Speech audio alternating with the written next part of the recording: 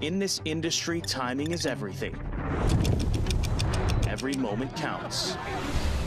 And this moment is yours to seize. Sell a hot runner. Find your next winner. Strengthen your stable. Sunday, April 30th at Keeneland, following the spring race meet. The April Selected Horses of Racing Age sale, a sales event to kick off Kentucky Derby Week at the World's Marketplace.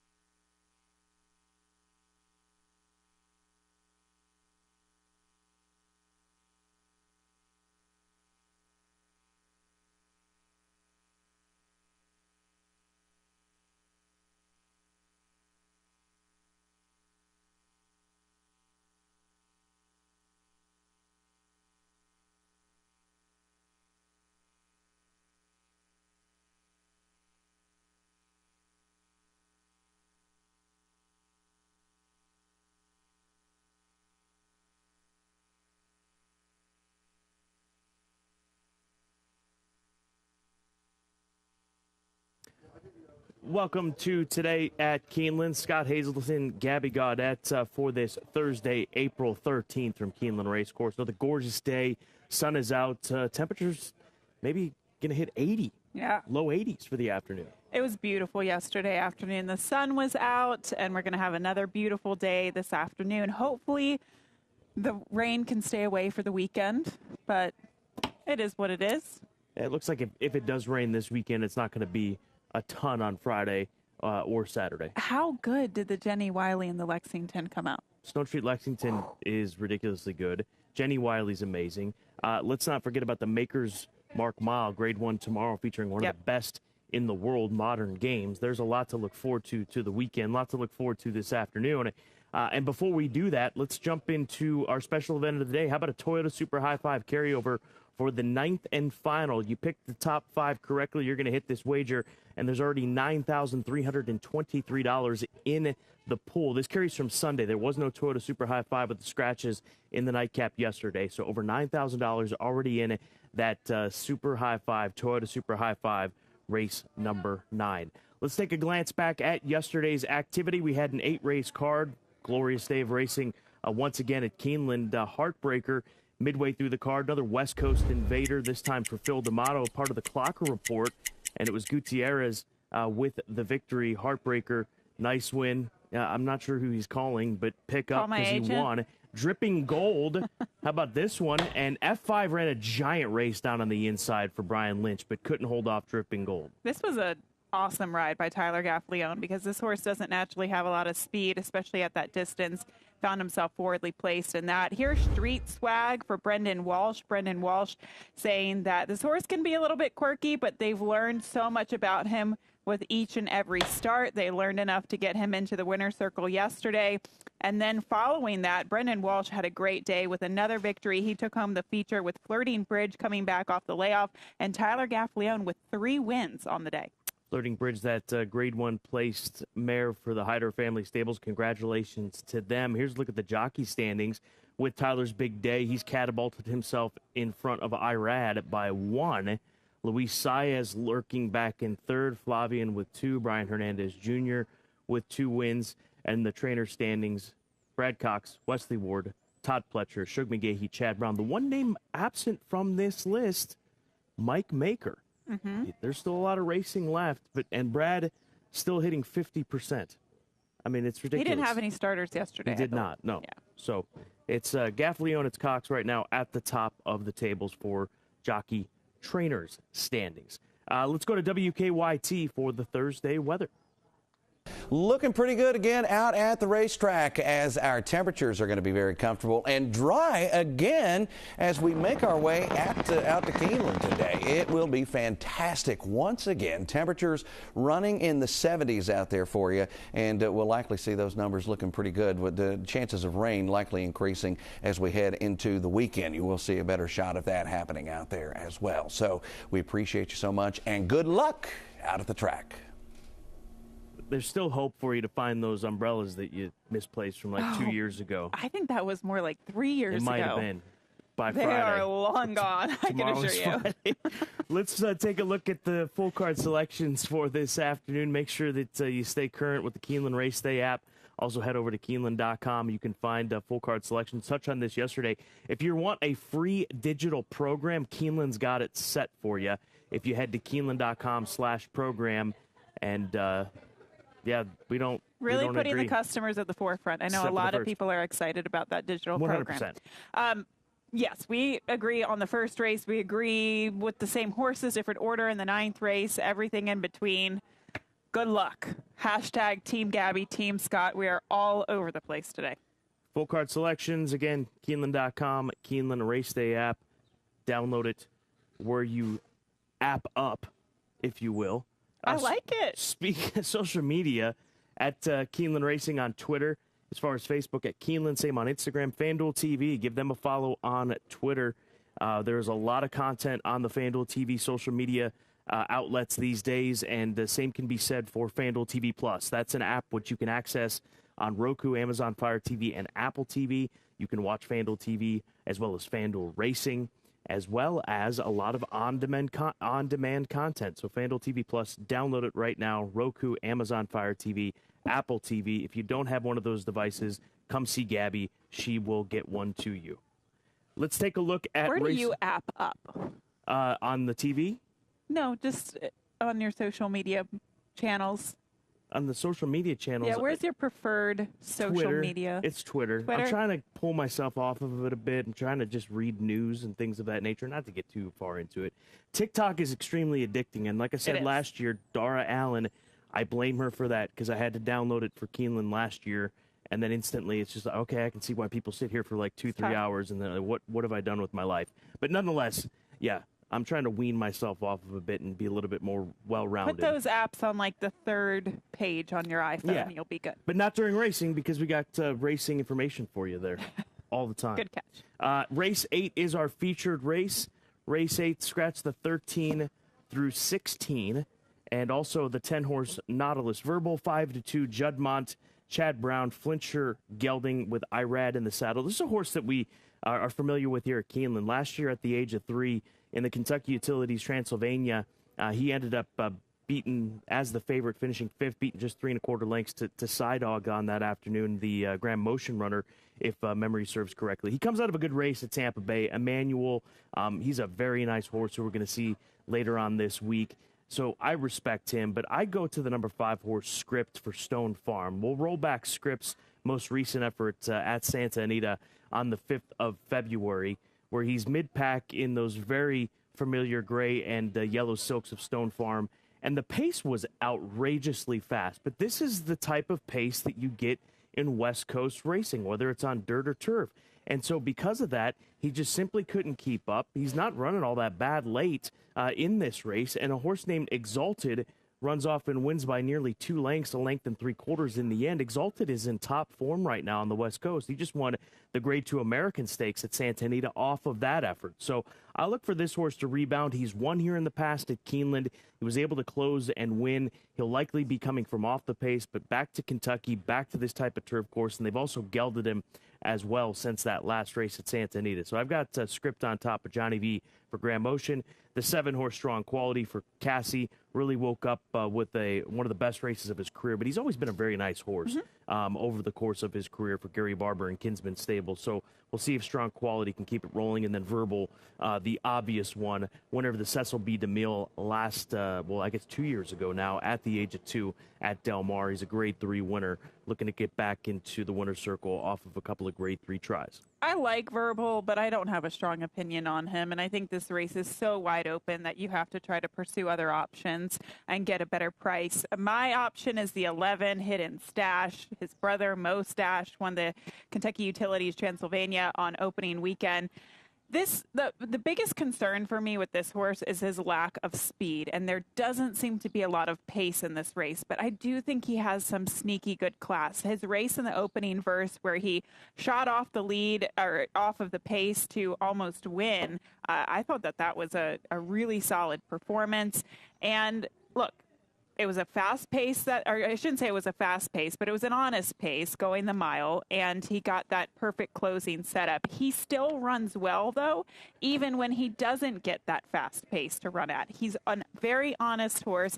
He comes out of an allowance race last time out at Tampa, going the mile over good ground, and that race did not set up for him whatsoever, Scott. The top 2 finishers went 1-2 around the track. You could see he was just kind of treading water behind the pace.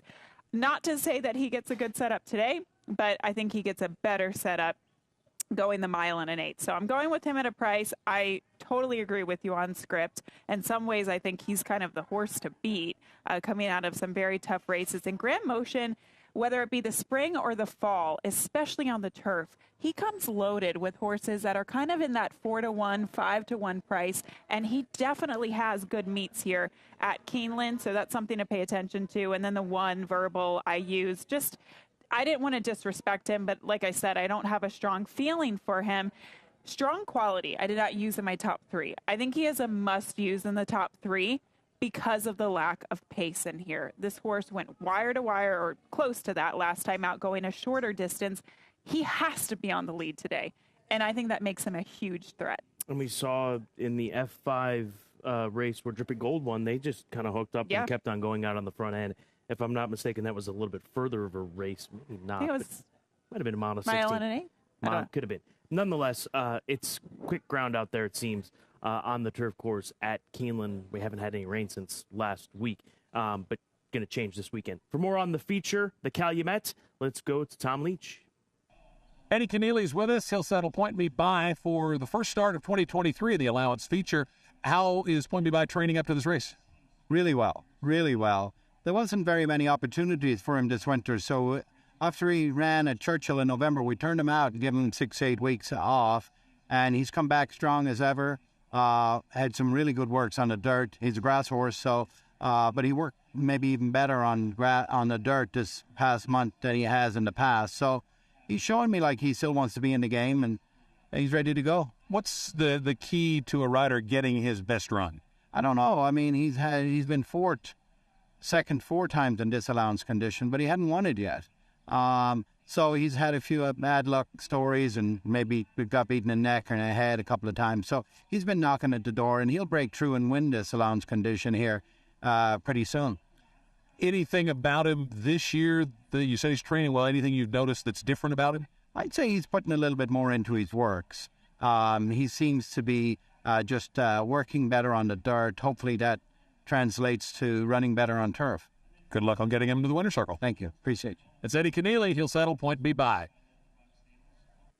Just to speak to the depth quality of that race, which we see all the time in these allowance races and really any race at Keeneland Racecourse, he's a Grade 1 winner. That's the last time he won. He won the Bruce D., formerly the Secretariat Stakes, part of the Million program at Arlington Park. Still eligible for the allowance Second level allowance race, yeah. That's just... Yeah. He's been close very many times, and I think maybe the key with the lack of pace in this race is an aggressive ride by Tyler, and that's how we've seen Tyler ride on the turf especially. I think that's a trip he's probably going to get this afternoon. Let's jump into our key races. We'll roll it one back to race number 7. It's a maiden special weight worth $100,000, mile and a 16th, so first wire finish. Curl Girl, 9-5. There are no scratches in this full field of 12. I couldn't get past Curl Girl. This is a filly for Medallion Racing and owner Joey Platts, Keeneland grad, $250,000 purchase as a yearling back in 2021, who comes from the West Coast for Phil D'Amato. We've seen Phil D'Amato come this way. We've seen Bob Hess Jr. Those are about the 2 trainers from the West Coast. Bob Baffert did send one out as well for a stake last week. Did Peter Miller? Peter Miller did as well, yes. Get her number. That's correct. So those 4 trainers. D'Amato with the win, Hess with the win. I think D'Amato does it with this filly. We'll roll back her most recent run at Santa Anita. This is the beginning of February, and she was part of that pace early on, and clearly Unhinged is the filly that ends up beating her, a really nice filly. Clearly Unhinged out of this race would end up finishing 4th in the Santa Anita Oaks behind Feza, who's one of the best 3-year-old fillies in 2023. But the pedigree that she has, she's by Curlin. How many Curlin fillies have we seen do well going a route of ground in recent years? And Malathat immediately comes to mind here at Keeneland especially. I think the distance will unlock even a better performance. Her first race was not good, but she got better from August to February of this year, August last summer at Del Mar to February, and I think we need to see another step forward here today with Pratt in the saddle. He rode her that day. Obviously, always nice to have that familiarity. Canthea, the number 2 horse, is my second choice. I think she gets better with a little bit more ground based on the way that she ran on debut at Fairgrounds in a quickly run race, 110 and change. And then the number 4 horse, Princess Cairo, for Horatio de Paz. Coming in from Laurel, this is obviously a big step up, but the short stretch first wire may help her if these other 2 fillies can't get the distance. Distance shouldn't be a problem for this filly, and Saez is a nice add to Princess Cairo, my 3rd choice. I agree with you. Curl Girl is by far the horse to beat. Her numbers have been much faster than the rest of her competition so far. I think the way you beat her is maybe with a crazy idea. And my crazy idea is Fearless Christie. She's 20-1 on the morning line, but look how she was bet first time out, Scott. She was bet down to 70 cents of the dollar. That was not a bad field that she faced first time out. And let's go back and show you this replay because she did have some trouble. So she was in post position number 2 that day, and she checks immediately coming out of the starting gate. The filly just to her outside kind of came over on her, and she also seemed a little bit green. Then she was stuck down on the inside. Deshaun Parker was trying to find room. He was trying to follow the eventual winner, I believe, and then he had a duck down on the inside rail. This was just, I wouldn't say it was a horrible trip, but it definitely wasn't ideal. She got a lot of experience out of it, too. She kept on running on, down on the inside, splitting between the other filly and the rail. And I just thought it was a very professional performance, despite having some of that trouble. Now today, immediately, Matt Shire stretches her out to the 2 turns. She's a filly by Summer Front, bred by Breton Jones, and owned by Lower Hay Farm. So this is just my crazy idea, thinking they really liked her. She had a bad trip. This is probably the end goal, was 2 turns with her. They get to that in her second start. She's going to have to improve a lot in order to beat the favorite, but I'm willing to take a shot at a big price. Just one thing that I want to point out, and this is just sort of housekeeping when looking at these races at fairgrounds.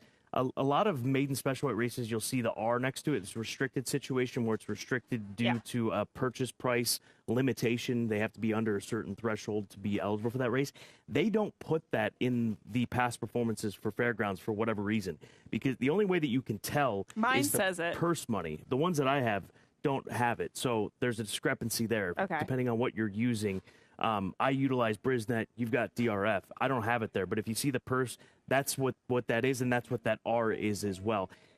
It's not a state-restricted race. Right. It's probably under $50,000. Auction-related, if they RNA, things of that nature. Just keep that in mind. I'm not saying that good course horses can't come out of it. That's just something that you've got to refer to when you're looking at those types of races at fairgrounds, or you see an R next to a maiden special weight event. Clocker reports for this afternoon. Race number 2 is where we shall start. Hab Al-Watan is the number 1 horse. This is a Wesley Ward runner for Abdullah Almada and a Yoshida colt. This has got to be the first Yoshida runner of this crop, right? Yoshida. So. Probably. Graded stakes winner on dirt and turf, son of Heart's Cry from that Sunday Silence line. Worked in 35-3 out of the gate. That was best of 19 on that morning. That was back on the 26th of March. And then we've got Indy again in race number 3, the 11 runner. Indy again for Calumet Rusty Arnold, dropping to this little huge positive rider stretch. Trainer 33%, maiden special weight to maiden claiming. So look for the 1 in race 2. Many will. It's a Wesley 2-year-old. And then Indy again for Rusty Arnold and Calumet Farm, the 11 in race number 3. Pick 4 time. We'll start with my ticket. There she is. Going to single the 10 in race number 7. That is the idea. And that's how we win this thing, in my opinion, is with the number 10 runner in that 7th race, Curl Girl, who we talked about for Phil D'Amato coming in from the West Coast. 3 deep in the first leg. Going to use my top 3 selections. Don't feel the need to go beyond that. Led by the number 9 horse. That is Sweet Lady Ivanka for Kenny McPeak. I think that she has to be respected. And then looking for coverage in race number 8. This is a wide open event. We talked about Verbal. There's a lot of different ways to go in this race. So that's why I went to the single in race number 7. Toyed with the idea of throwing another horse in there, but it doubles the cost. Do what you will with that, but I think coverage is necessary in race number 8. And then the inside 2 in the 9th and final, Caballo Feliz, another Calumet runner today, and then Lord Donegal, who's going to be taking a drop down in class. $42 investment, late pick 4, starting race 6. Can I get a little love for my pick 4 yesterday? Because there's been a lot of bullies on Twitter lately, and we just have to silence them. Oh, that never happens, right? Nobody ever gets... $15 ticket paid $121. Well done. Thank you. Now you can put that towards a new computer because you broke it right as we came on. on here at the bottom of the hour. It hit the concrete hard. Okay, race 6. At least a case. Buy a case. I know, I need a case. I need a lot of things, Scott. 4-11 is where I start in the first leg of the pick 4. Quality Star is the top pick for Paulo Lobo. This is taking a little bit of a shot against the favorite, but I do obviously respect the favorite. Diamond Hands is very much the horse to beat. Todd Pletcher, I Ride Ortiz Jr. So just too deep there. When we get to the 7th race, 2-7 and the 10, the 7 is the top pick, Fearless Christie, that long shot I was mentioning, and then Curl Girl for Phil D'Amato, and Cathenia, second-time starter for Kenny McPeak. In the 8th race, 1-5-11. Verbal, I mentioned, the 5 Script, and then my top selection, Hidden Stash. If you have money, add the 7, because that looks like the lone speed in the race. And then we get to the 9th race, the 1, 2, and the 7. Caballo Feliz, as you like him as well. And then I also went to the 7 towards the outside. Classic Mark, Joe Sharp. This is one thing I caught on to down during the winter at the fairgrounds. Joe Sharp does 2 things very well. First off, the claim. Just 2? Well, specifically. First off, the claim on the dirt, and then also going from dirt to turf. His numbers going from dirt to turf, and I think he has one maybe tomorrow or the next day, they're unreal. So look for that angle. I want those numbers. That's your homework assignment. I'll provide them. Sale Grad Spotlights, Queen of the Rodeo, or Rodeo, as the kids call it on the West Coast. Queen of the Rodeo, Keeneland, September, sales graduate 2021, hit 1406, selling for $575,000. So we look for Queen of the Rodeo today in that 7th race, part of the depth of the latter half of the card. And this is a filly by Curland out of a Bernardini mare for Andrew Warren and Rainier Warren. Good luck to them, bred by Stone Street Thoroughbreds. My best angle of the day, race number 6. 1 1/8 the distance, $110,000 first level allowance condition. Diamond Hands is 7-5 on the morning line. That's the 11 horse. But I like the 9 at 15-1. Sweet Lady Ivanka, 15-1 on the morning line at least. I think that she'll be ignored. She just was overmatched in the Mrs. Revere 2 starts back at Churchill. This is a filly that broke her maiden going 1 1/8 at Churchill Downs last November, and her comeback race, I think, was with purpose. To build off of that race, this race, which are showing back for you, and to come back onto the turf course and do so here at the premier meet, which is Keeneland. She's hung wide here with Joe Talamo, Brian Hernandez is going to jump back aboard this filly. Just kind of idles here a little bit, but I think there's more in the tank, and like I said, I think that she builds off of this race here today. I'll take a shot with her on top, the daughter of Candy Ride, Bernardini First Dam, speaking of. Like I said, better on turf. I'll put her on top in a trifecta. 9 over 5-11 overall. That's the idea. 9 over 5-11 over the rest of them in race number 6 here at Keeneland. All right, I'm going to take us to the 5th race, just one race earlier.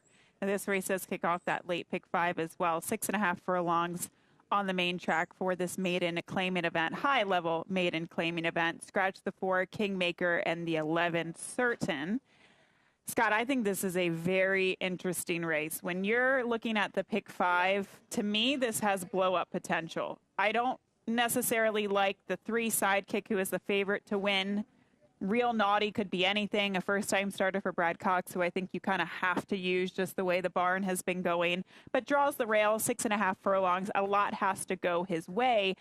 Brad does well with maiden claimer debuters, whether at their high level or the bottom level. I obviously respect that horse, but this race has blow-up potential. The 8, going to the show. We're going to go to the windows today with going to the show. Take you back to this horse's first race. That was a while ago.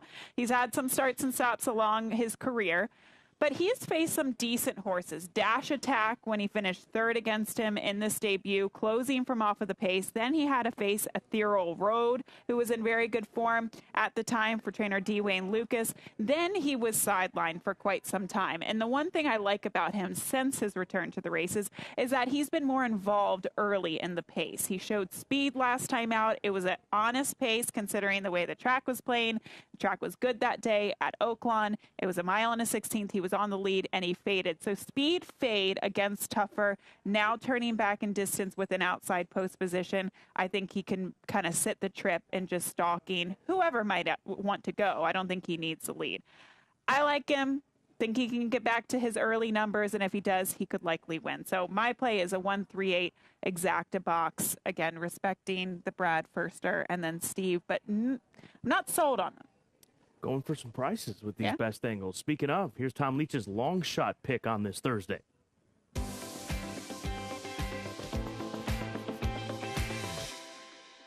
We'll go to race 6 for the long shot play on the Thursday card. It's Texas Shuffle. First thing you like is that he's out of Shug McGahee's barn, and Shug's horses have been firing this spring. This horse was narrowly beaten here at this mile at an 8th distance, so that is a big plus, and you get a nice price with Shug and Luis Saez in the saddle. So a lot to like about Texas Shuffle.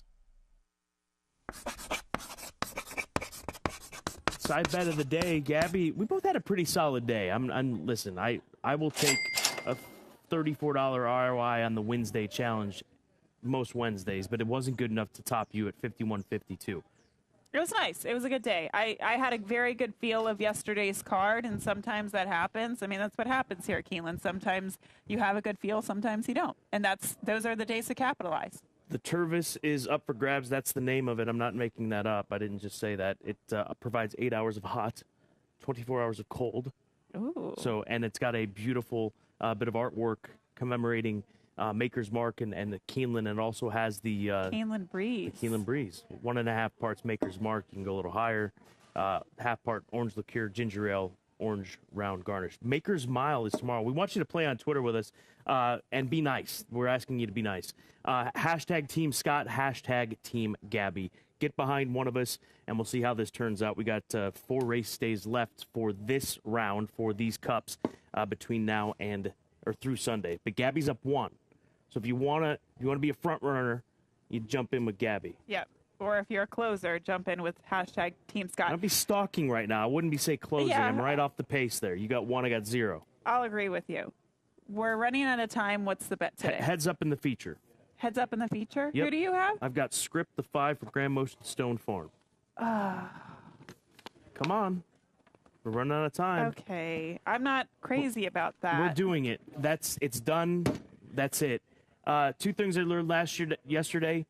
Gabby winters. She winters. She's gotten to that point in her career. She's wintering. You said you wintered in New Orleans. And if you think it's going to be a chalky day, oftentimes it turns out to be the case. That was yesterday. I don't think it happens today.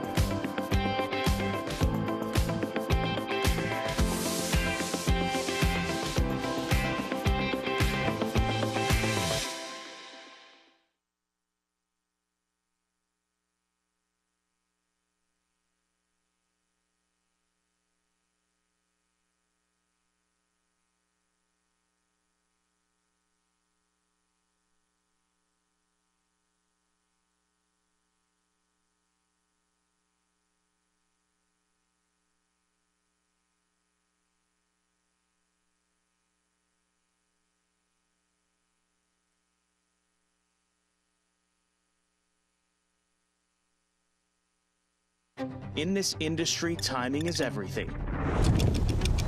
Every moment counts. And this moment is yours to seize. Sell a hot runner. Find your next winner.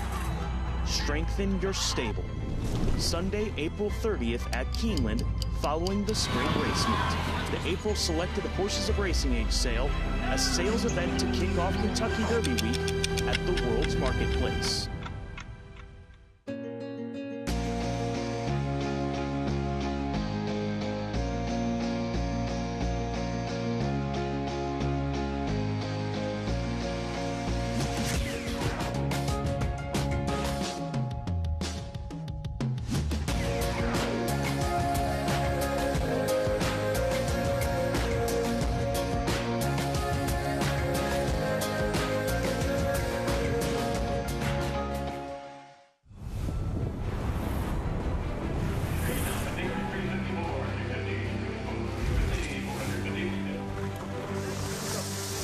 Last September broke records.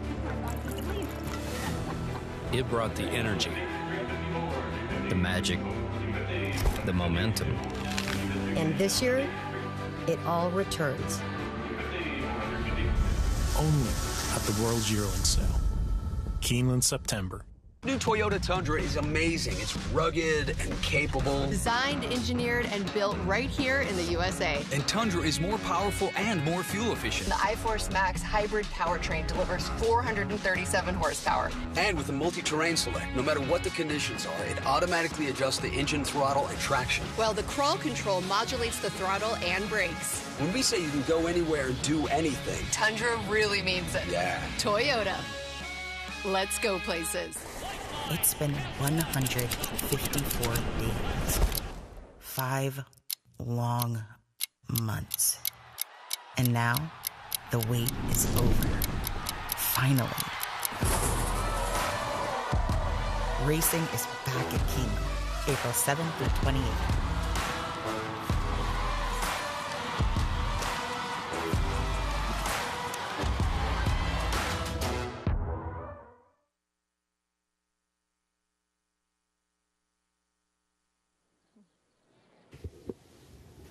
Keeneland welcomes Mary Jackson to the paddock. Mary, a Lexington and Frankfurt-based singer, was most recently featured in the historic and inaugural International Jazz Day performances. Mary has performed on stages across the United States and for many dignitaries, including 2 sitting governors. First up, Mary presents our state song, My Old Kentucky Home. The sun shines bright on my old Kentucky home. 'Tis summer, the people are gay. The corn tops ripe and the meadows in the bloom, while the birds make music all the day. The young folks roll on the little cabin floor, all happy, all merry, all bright. By and by, hard times comes a knocking at my door. For my old Kentucky home, good night. Weep no more, my lady. Oh, weep no more today.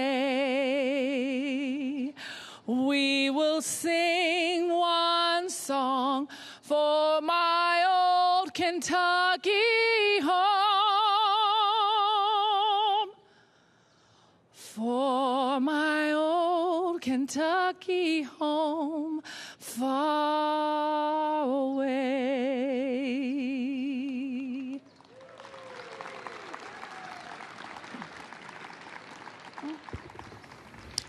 At this time, we ask that you would please rise as you are able for our national anthem.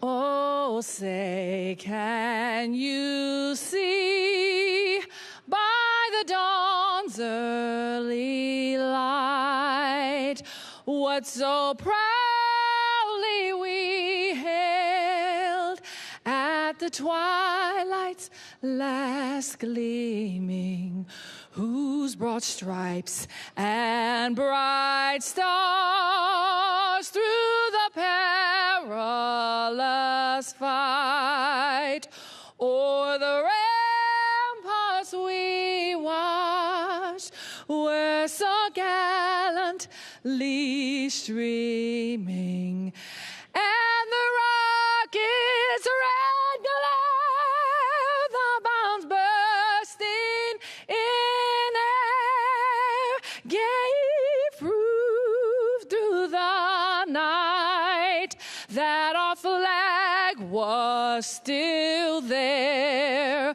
Oh, say does that star-spangled banner yet wave o'er the land of the free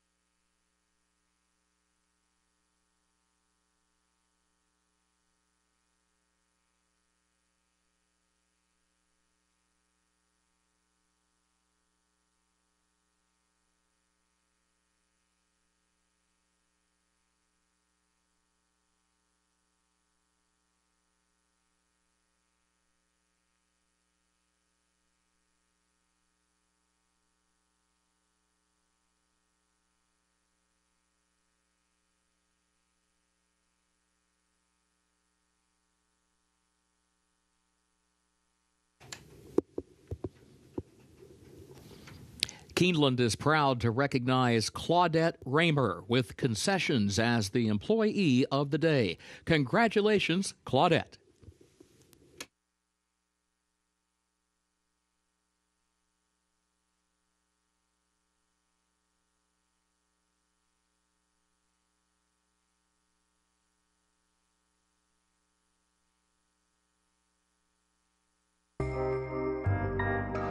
In the event of an emergency, Keeneland is dedicated to ensuring the safety of our patrons.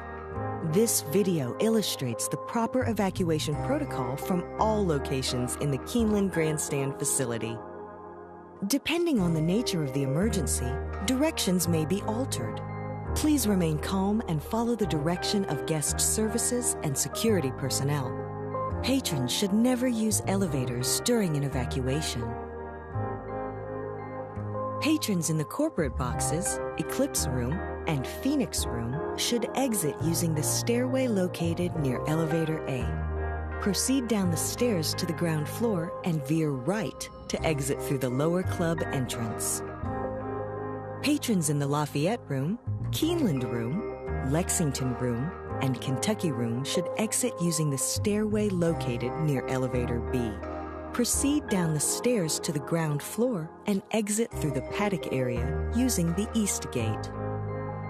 Patrons in the third floor main clubhouse and clubhouse paddock dining rooms should exit using the stairway located near Elevator A. Proceed down the stairs to the ground floor and veer right to exit through the lower club entrance. Patrons in the Bluegrass Room and third floor ITW area should exit using the stairway located near Elevator B. Proceed down the stairs to the ground floor and exit through the paddock area using the East Gate. Patrons in the Finish Line Room and Green Room should exit using the stairway leading to the North Terrace. Proceed down the stairs to the second level and through the doors outside. Proceed down the stairs to the ground level and exit through the North Gate. Patrons in the outside reserved grandstand seats and boxes should proceed down the nearest stairway to the ground level. Proceed under the grandstand towards the paddock area and exit via the nearest point of exit, the South Gate or the East Gate. Patrons in the second floor main clubhouse dining room and life members room should exit using the stairway on the south side of the administrative offices. Proceed down the stairs to the ground floor and exit through the South Gate.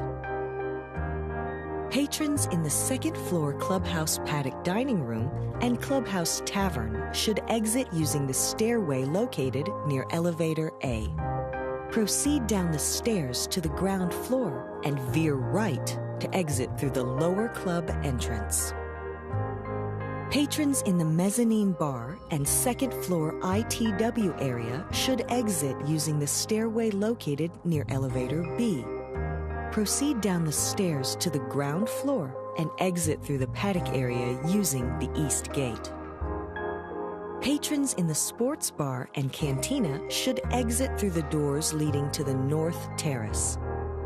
Proceed down the stairs to the ground level and exit through the North Gate. Patrons in the lower club, clubhouse lawn, club lobby, and director's room should proceed toward the clubhouse parking lot using the nearest point of exit. Patrons in the gift shop should proceed toward the South Gate using the nearest point of exit. Patrons in the apron area should proceed under the grandstand towards the paddock area and exit via the nearest point of exit, the South Gate or the East Gate. Patrons in the equestrian room and first floor Brats and Brew should proceed towards the North Terrace and exit through the North Gate. Patrons in the paddock area and North Terrace should proceed toward the nearest point of exit, the South Gate, East Gate, or North Gate. After evacuating the facility, please remain calm and follow the direction of guest services and security personnel in the safest route to return to your vehicle. Thank you for your attention and cooperation.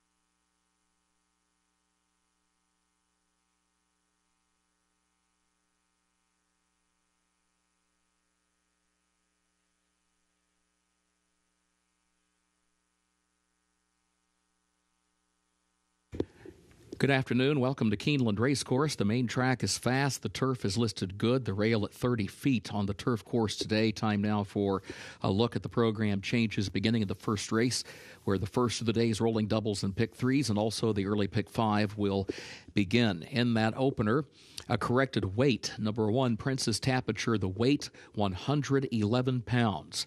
Jockey is a double bug apprentice. The weight is 111 for number 1, Princess Tapiture. Second race.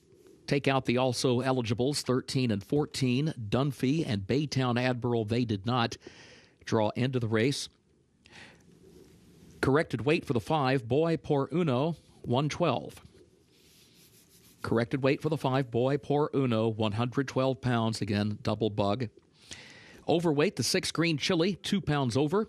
And the 11, The Rush is On, the jockey, 1 pound over. And, of course, that second race is where the early pick 4 begins.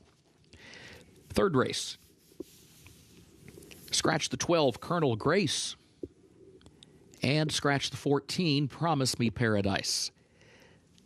Again, scratch 12, Colonel Grace. And scratch 14, Promise Me Paradise. Please note number 13, a men's set draws into the race. 13, a men's set draws into the race.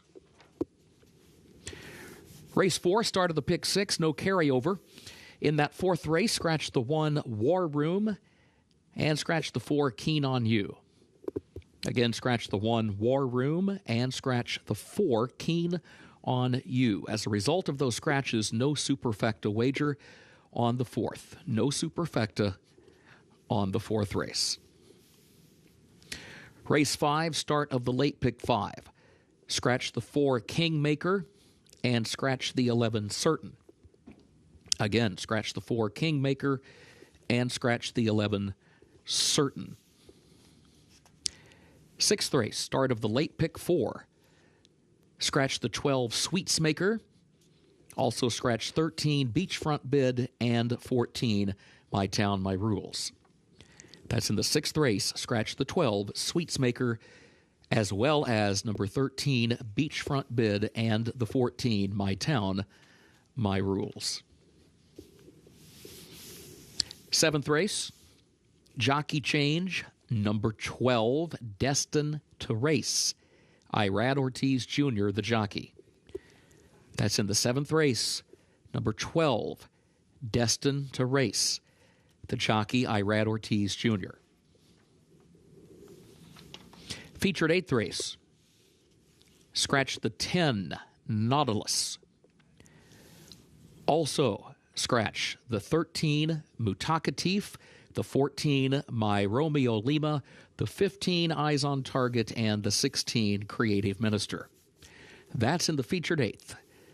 Scratch the 10, Nautilus. Also scratch 13, 14, 15, and 16. Ninth and final race, carryover today for the Toyota Super High 5, $9,323. And in that ninth race, scratch number 3, Rounder. Again, scratch number 3, Rounder. Corrected weight for the 5, working from home, 118 pounds. Number 5, working for home, 118 pounds the weight, the jockey, a double bug apprentice. Those are the current program changes. Time now to check in with Scott Hazelton and Gabby Gaudette. Happy Thursday to you, Kurt Becker, for those of you joining us here on course and from around the country/world. Gabby Gaudette, Scott Hazelton with you. 9 races, perfect weather again. I think that we start to see bigger prices than what we saw yesterday. We had a bit of a chalky day yesterday, but it was, I think, predicted. Today, a little bit more wide open. You've got to come with, I think, some more wide open opinions in order to be successful today here at Keeneland. I honestly think you'll still get a good price on some of the favorites today Fair because point. those races are so wide open, including the featured race today, race 8. I had a tough time with this race. I still don't know who I like. It's the Calumet, a mile and a 16th on the turf course. Turf still listed as good. You can see those scratches that Kurt Becker announced for the feature. Verbal, 5-2, a horse that we saw run against the Graded Stakes Company in his last few. Script is on the board at 6-1. Creed on there as well for trainer Shug McGahee at 7-2. Pay attention to the 7, Strong Quality, who looks like he could be the speed of the speed. I went in the direction of Hidden Stash at 8-1, and I think this is the type of race, Scott, where you can shop for a good price, a horse that will offer some decent odds, and try to go against the favorite at 5-2 Verbal. Approximate post time for the featured event, 4:44 Eastern Time. Part of the late pick 4, part of the late pick 5, pick 6. And also the 9th race, the Toyota Super High 5 is back. We didn't have it yesterday because of scratches, but there's a carryover from the Saturday card of over $9,300, $9,323 to be exact. Pick the top 5 finishers in order in the Toyota Super High 5, and you will be rewarded handsomely. That's in race number 9.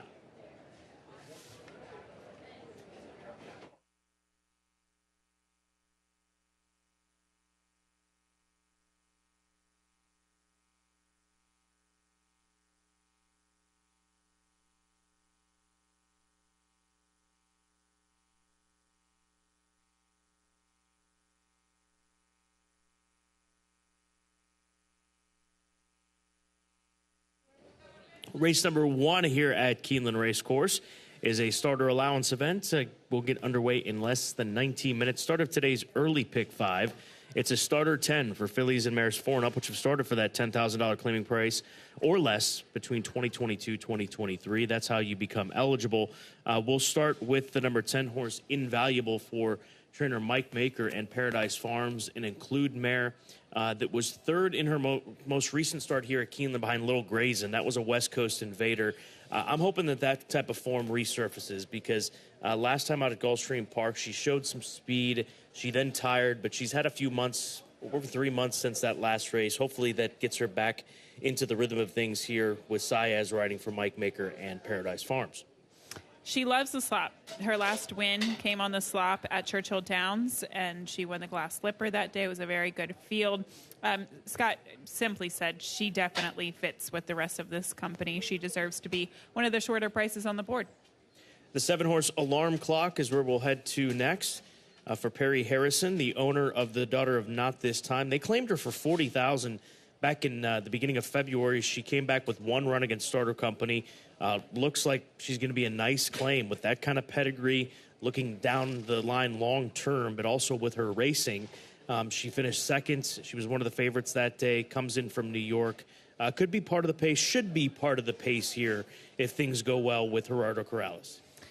She's eligible for these types of races, and that makes her really tough. She's a very honest filly at the end of the day. Just look at how many times she's hit the board in her 18 career starts, especially as of late. She seems like she's been in very, very good form. I like this distance. I like this level of competition for her as well. I think she should be respected. And then Sonador, the number 6 horse for Victory Racing, Ray Hernandez, Gormley filly, who hasn't raced in 6 months. But prior to that 6-month layoff that she's coming into this race off of, she was running against some strong competition, including a filly named Judy's Way, who we saw win at Keeneland back last in the fall for what that's worth in that September race at Churchill. Another one that should sit forward, Ray Hernandez, off these extended layoffs. Not the biggest percentage as far as wins, but I think that one that you've got to consider in the top 3 if you're playing exacta tries, superfectas, wagers of that nature. Well, she broke her maiden for 10 last summer, and then she was really thrown into the deep end against Allowance Company, starter $50,000 company, even starter $20,000 company. Those races are very tough, especially at that time of year. So I think she finds reasonable company this afternoon as she's in for that starter 10, which she was eligible from the get-go, having broken her maiden for that $10,000 level. But Gabby and I both have the favorite Invaluable on top. She is 2-1 right now in the wagering. This one does start the early pick 5, first of 9 today here at Keeneland.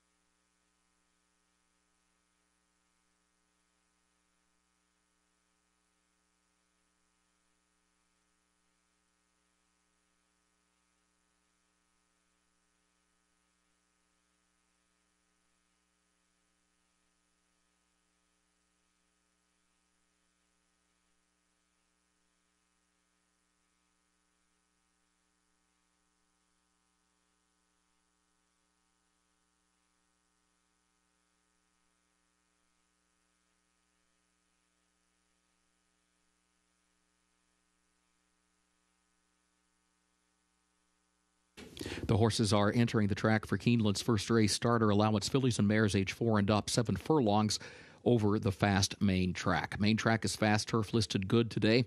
Race 1 starts the first of the day's rolling doubles and pick threes. Also begins the early pick 5. In the opener, a reminder corrected weight for the 1 Princess Tapiture. She will carry 111 pounds. Jockey is a double bug apprentice. The weight 111 for number 1 Princess Tapiture. 7 minutes to post.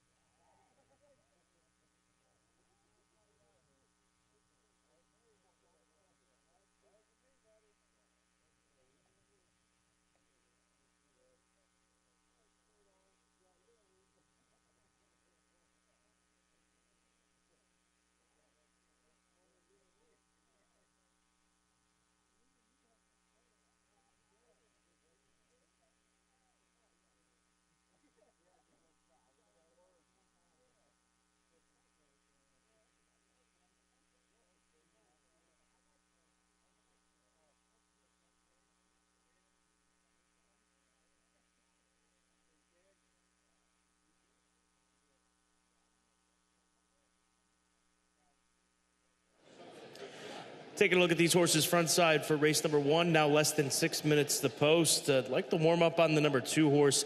That's Runaway Mom for the Keith Kinnaman barn. Corey Lannery in the saddle. She was very calm coming out, but as soon as they broke off for this warm up, you can see her ears are pricked, and she's rolling out there on that first turn and just about ready to be pulled up as far as the warm up is concerned. So 21-1.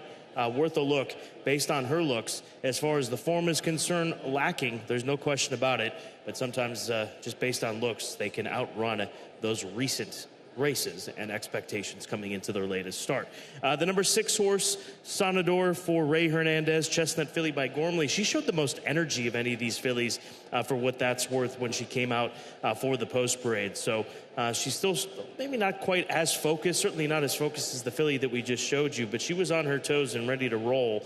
And we'll see what she looks like if, in fact, they turn her loose from the pony and see how she handles that if they opt to do that. I wouldn't be surprised if she stays with the pony for the remainder of these 5 minutes. But she's going the right way. They're about ready to all to turn back around and head towards the starting gate. 7 furlongs will be the distance out of the chutes. Start of the early pick 5 on this Thursday. Over $250,000 on the line with less than 4 minutes to post.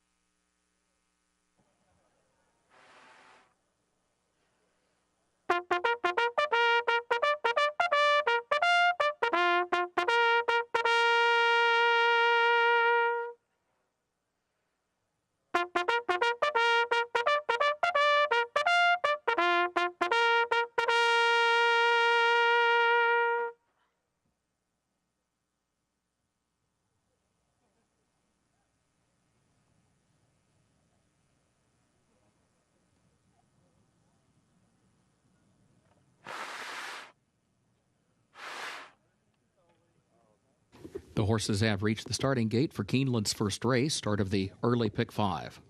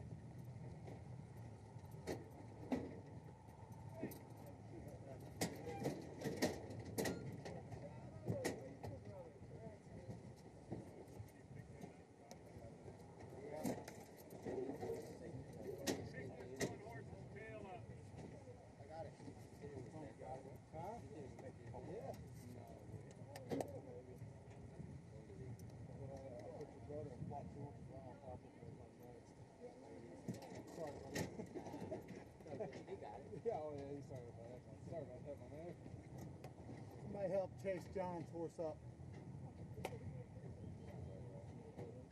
Yeah, he just in the wrong direction. Hey, Chance, get back.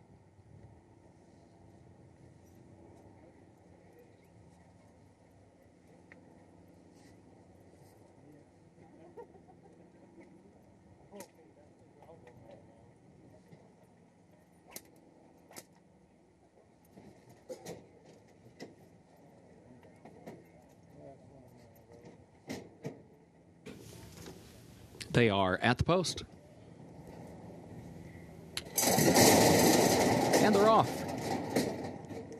Invaluable from the far outside. Pretty Rachel from in between horses. These two come forward in the opening strides. Pretty Rachel puts ahead in front. Invaluable goes second. Liberty Bell is in third. La Cupercita is fourth. Princess Tapiture moves up one spot from fifth. Alarm Clock far outside in sixth. Just over 3 lengths off the lead. Sonador drops back in seventh as they head up the backstretch. La Turista eighth up on the outside. Talk Radio moves up one, now 2 spots from ninth into seventh toward the rail, but 5 lengths from the lead. Gap of 7 more lengths back to Runaway Mom, who's last, opening quarter, 22.91 seconds. Pretty Rachel, the leader. Pretty Rachel leads it by a length, now by just a half length. Invaluable starts to draw alongside the leader. Alarm Clock is wide. Princess Tapiture is hugging the rail and trying to find some running room, and now finds a spot from third up into second. Alarm Clock has to go 4 wide around the far turn, as Pretty Rachel has lost a couple of positions now in between horses. Still there fighting on with Invaluable. Front 4 separated by less than a length off the far turn. Princess Tapiture moves up the inside and has the lead now by a length. Invaluable, then Alarm Clock on the outside. Invaluable and Alarm Clock again coming after Princess Tapiture as they move by the 8th pole. La Teresa far back in 4th. Invaluable has struck the lead. Invaluable in front by a length, now by a length and a half. Alarm Clock, then Princess Tapiture back toward the inside. Invaluable drawing clear for Luis Saez. Invaluable to win the opener. Princess Tapiture got second. Multiple horse photo for third.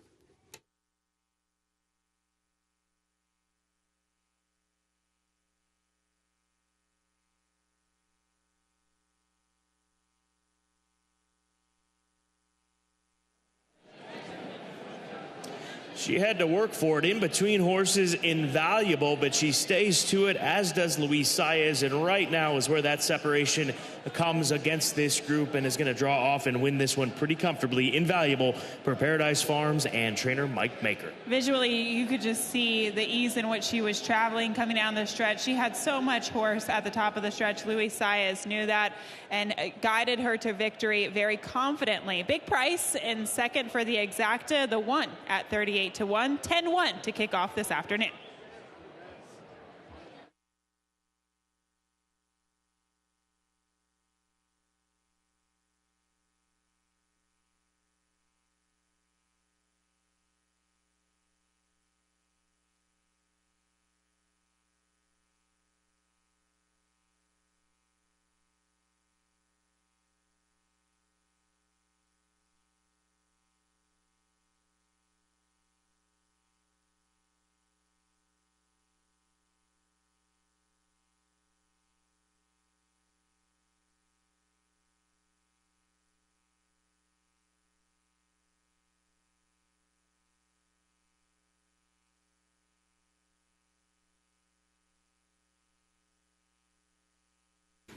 The unofficial results of Keeneland's first race: number 10, Invaluable, first; number 1, Princess Tapiture, second; number 7, Alarm Clock, third; number 4, Pretty Rachel, fourth; 10-1, 7-4 unofficial.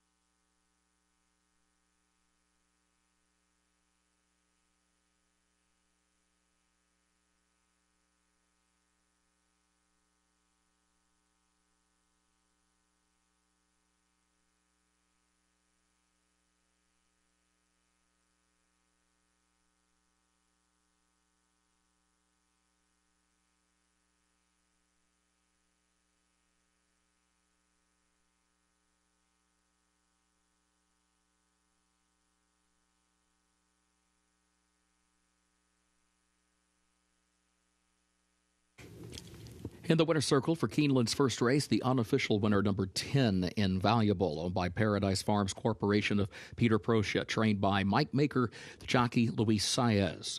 Invaluable, 6-year-old mare by Include, out of Overvalued by Forest Grove, bred in Kentucky by Brereton Jones. 7 furlongs over the fast main track, 1 minute 25.36 seconds.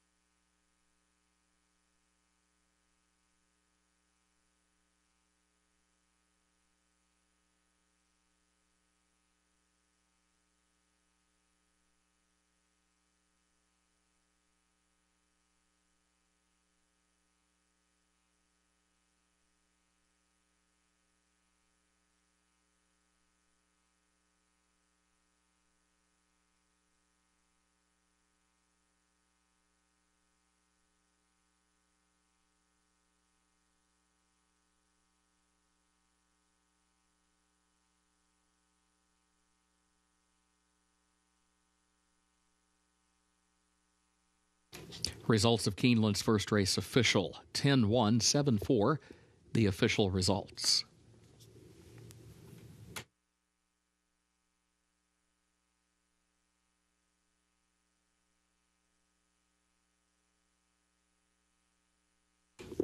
Keeneland's second race upcoming, double and pick 3 wagering start of the early pick 4. Main track is fast, turf is good today, rail at 30 feet on the turf course. In this second race, take out the also eligibles 13 and 14. They did not draw into the race. A reminder, corrected weight, number 5, Boy Por Uno, the rate 112. Number 5, Boy Por Uno, corrected weight 112 pounds. Jockey is a double bug apprentice. Overweight, the 6, Green Chili, 2 pounds over. And the 11, The Rush Is On, the jockey 1 pound over. Third race, scratch the 12, Colonel Grace, and scratch the 14, Promise Me Paradise. That's in the third race, scratch the 12, Colonel Grace, and scratch 14, Promise Me Paradise. A reminder, number 13 draws into the race. Number 13, a men's set, draws into the race. Fourth event, scratch the 1 War Room and scratch the 4 Keen on You. That's the fourth race. Scratch the 1 War Room and scratch the 4 Keen on You. As a result of those scratches, no superfecta on race 4. And looking to race 5, scratch number 4 Kingmaker and scratch the 11 Certain. That's race 5. Scratch the 4 Kingmaker and scratch the 11 Certain.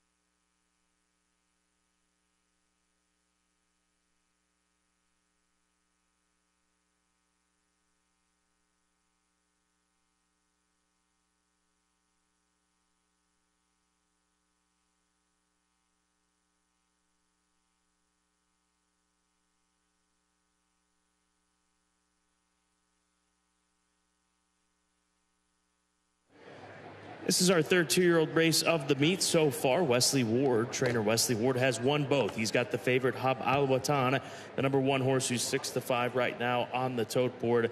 I'm looking at saddle up the number 4 horse for Doug Scarborough and trainer Steve Asmussen. The mindset here is Steve Asmussen wins a lot of 2-year-old races. There's no doubt about it. Not the success, though, that Wesley has here at Keeneland Racecourse. A lot of it happens over at Churchill Downs. And there's only one published workout for this Munnings Colts, which happened on the 2nd of April. But the 2-year-olds get prepped down in Laredo, Texas, and they have a lot of prep work at the Asmussen Training Center that his family has run for many, many years, and many great horses and graded stakes winners have come out of. So the fact that he's got only one workout, don't have a problem with it. Like the fact that it's out of the gate, expected to get a solid favorite. I'm willing to take a chance against the Wesley Ward 2-year-old in here, especially with post position number 1 coming into play. I'll take 6-1 all day on Saddle Up, the number 4. Another part of this, Scott, is the month in which they were born. You always have to consider that, especially this time of year with the 2-year-olds. And Saddle Up was born in January. This is a very early foal, whereas Hob Albaton, your current favorite, was born in May. So technically, he's not even 2 years old yet. Steve Asmussen, each and every year, very good with his 2-year-olds. Things start to heat up a little bit more at the Churchill meet and the Saratoga meet. Limited starters, at least at the 4.5 furlongs on the dirt in the springtime here at Keeneland. But obviously, he's got that precocious pedigree, and he's here for a reason. Son of a Ship is where we move to next. That's the number 7 horse, Mike Maker, the trainer looking for the early daily double, first 2 races of the afternoon at Keeneland. 5-1 is the price on this midshipman colt, a Louisiana bred, opting to run against Open Company here today. It's an interesting move, but obviously with a Louisiana bred, no opportunities to run him down at fairgrounds, no 2-year-old racing. They just wrapped up, a week ago or so 2 weeks ago, close to it. So shows up here. We'll see how he fares for trainer Mike Maker. Yeah, I talked to Mike Maker about this horse just a moment ago. He said that he has a lot of natural talent, and he has figured it out, but sometimes he doesn't want to always figure it out. This horse is very smart, and sometimes he can be a little bit silly. He even joked in saying it's going to take a couple of us to get the saddle on him. The saddle's on just fine. So I'll be curious to see what this horse is made of. Scott, why I picked him is because last spring, Mike Maker only started 1 2-year-old going 4.5 furlongs on the dirt. That was Simply Super, and that horse won with Tyler Gaffleone aboard. So again, I think they're very strategic in what 2-year-olds they bring here to Keeneland. They won with that one last year. Hopefully that can continue with the momentum today at 5-1. Even money on Hob Albaton. Mentioned Wesley Ward 2 for 2 in the 2-year-old races in the early days of this spring meet. More of the same, more of what's expected out of this operation. They bring so many precocious 2-year-olds, does Wesley Ward and his team here to Keeneland Spring each and every season. Always seems to be a launching pad for horses to head over to Royal Ascot, which will come mid to late June, once again over in England. And this could very well be one of those types, given his pedigree. He's by Yoshida. Yoshida was a Grade 1 winner on dirt and turf. I think maybe a touch better on turf for what that's worth. But here he is, and Joel Rosario, he's got a couple of wins this meet. Both of those wins have come with trainer Wesley Ward. Yeah, with Wesley Ward, I think it really depends on...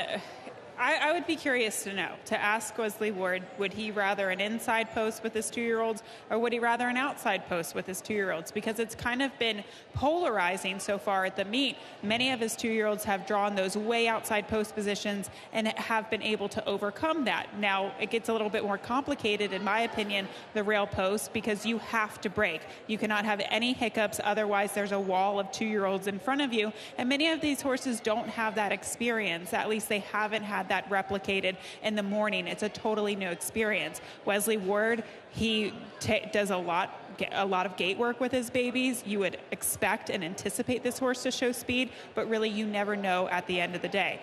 Word is that this horse has been working really well, and this is another very live 2-year-old for Wesley. Wesley also has the 9-horse Mangione, one that he bred, he trains, he owns by Hootenanny. He had a Hootenanny winner yesterday.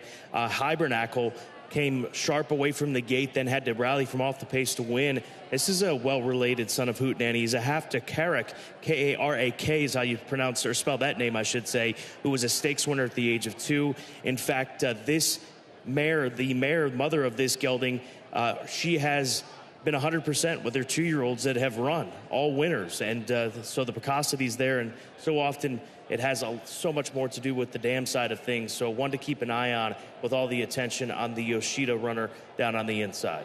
Wesley has done so well with the sires that he has. Hootenanny, Iqbal, another one of them that he won with on opening day as well.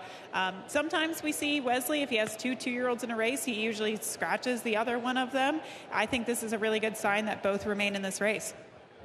Race number 2, 14 minutes to the post. It looks like they're just about all settled up down here in the paddock. We'll keep a close eye on them, paddock side, and then see how they transition these young horses over to the front side for the second here at Keeneland. Good luck.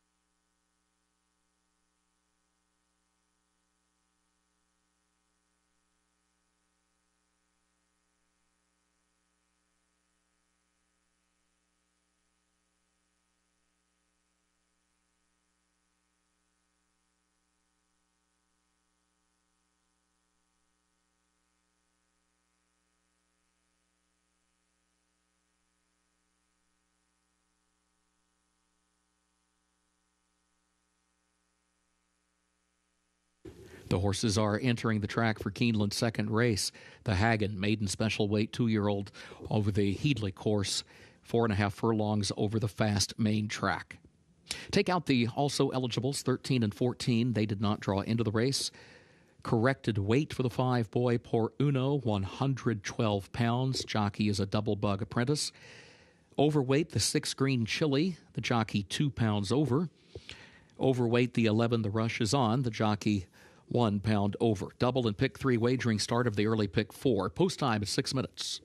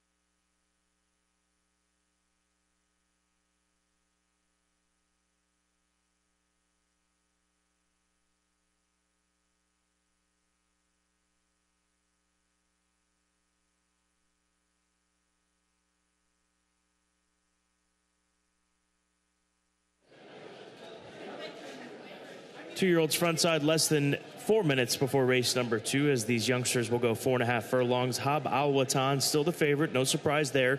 Part of the Clocker report this morning on Today at Keeneland, and at 6-5, not a bad price. More than doubling your money if this price holds up on the son of Yoshida. Grade 1 winner on dirt and turf is Yoshida, son of Heart's Cry from the Sunday Silence sire line that's so successful through the years over in Japan, and that translated over here to the U.S. with Yoshida, the father of this colt. Clocker report, Hab Al Watan, Joel Rosario, Wesley Ward, a lot to like about the current favorite.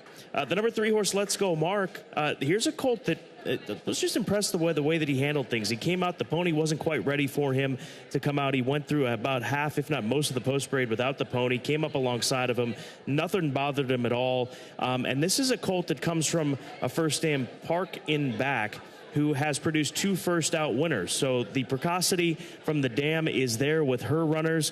This will be the 4th starter for the first dam, Park in Back, and this is a colt by American Freedom. So the pedigree's there. There's a history of success with young horses, and at 9-1, he's not being dismissed. John Ennis, one of the better 2-year-old trainers here at Keeneland over the last several years. Watch out for the 3 as an upset possibility. And then Saddle Up, now 9-2 on the board for Steve Asmussen. Just a pretty looking colt, there's no question about it. That son of Munnings with a gate workout here at Keeneland. Like what I see from him. And let's not forget that Florent Giroux and Steve Asmussen, they had a lot of success those years that they teamed up with the great Gunrunner Horse of the Year campaign, capped off with a win in the Breeders' Cup Classic at Del Mar just a few years back. So this is a team that's back here together at Keeneland Racecourse, 5-1 on Saddle Up. up. Race number 2 started the early pick 4 at Keeneland. Again, 2-year-olds going 4.5 furlongs on the dirt.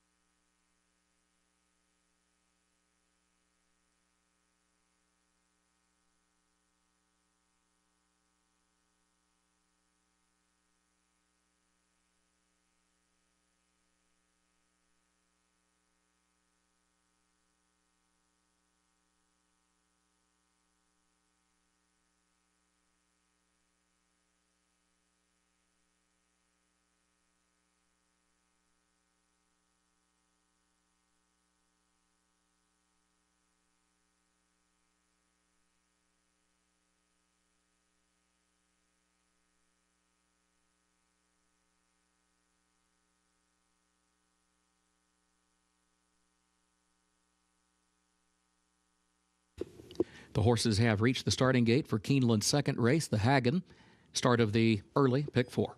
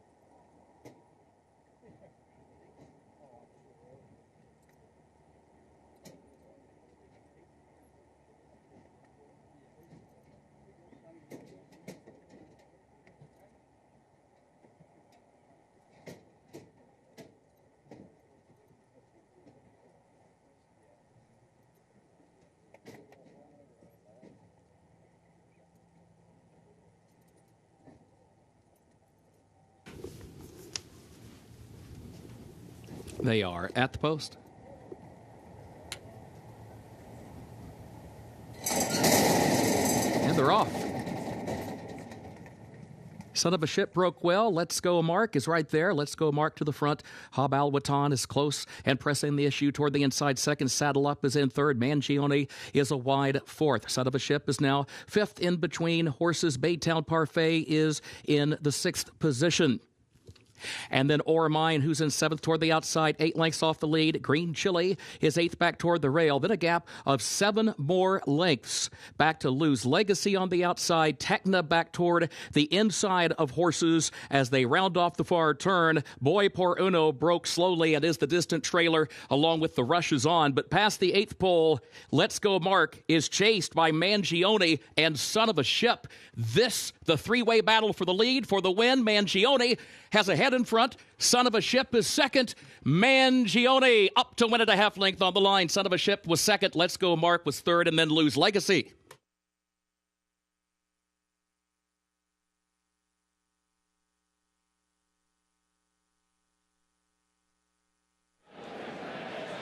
Trainer Wesley Ward now 3 for 3 this spring meet at Keeneland with his 2-year-olds in these 2-year-old races, and it took 2 to get it done, as it was on the inside. Hab Alwatan setting the pace. He tires, and then over the top comes the number 9 horse Mangione, second Hootenanny son to win here in a matter of about 24 hours at Keeneland this spring. If it's not one Wesley Ward, baby, it's another one. Mangione getting up for the victory at 8-1. A really solid runner-up performance from the 7, Son of a Ship, but he has to finish second best today, 9.73 across the finish line.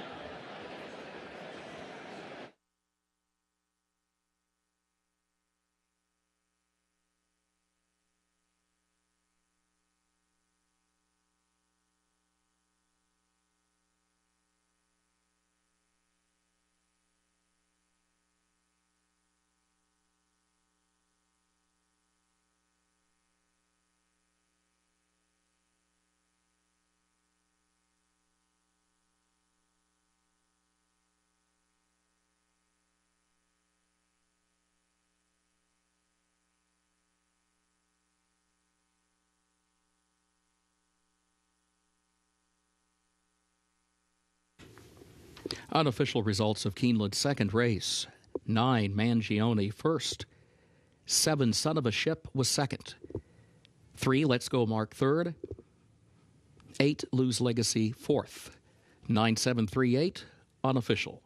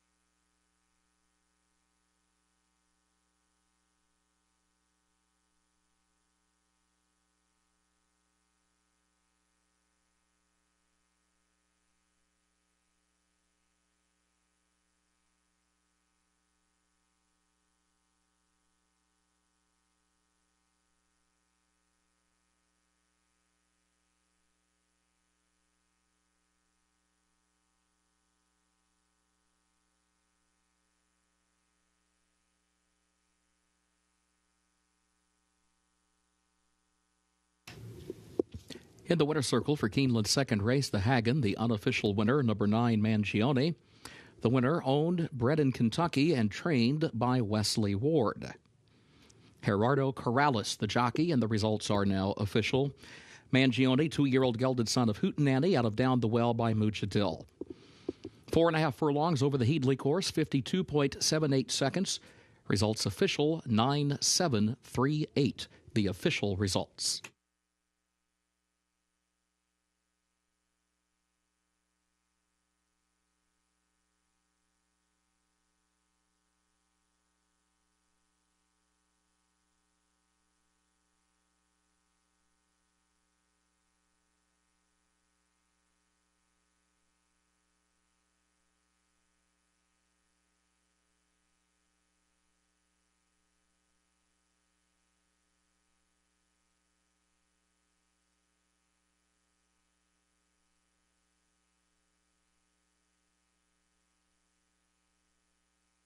In the winner's circle, the Hagen Trophy presentation to the connections of Mangione.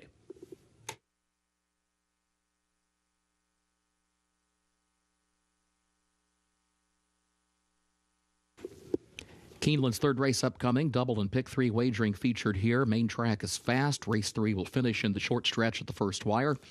In this third race, scratch the 12 Colonel Grace and scratch 14 Promise Me Paradise. Again, scratch the 12 Colonel Grace and scratch the 14 Promise Me Paradise. A reminder, number 13, a men's set draws into the race. 13, a men's set draws into the race. Fourth event, scratch the 1 War Room. Also scratch the 4 Keen on You. That's the fourth race. Scratch the 1 War Room and scratch the 4 Keen on You. As a result of those scratches, no superfecta on the fourth race. Race 5, scratch number 4 Kingmaker and scratch the 11 Certain. That's race 5. Scratch the 4 Kingmaker and scratch the 11 Certain.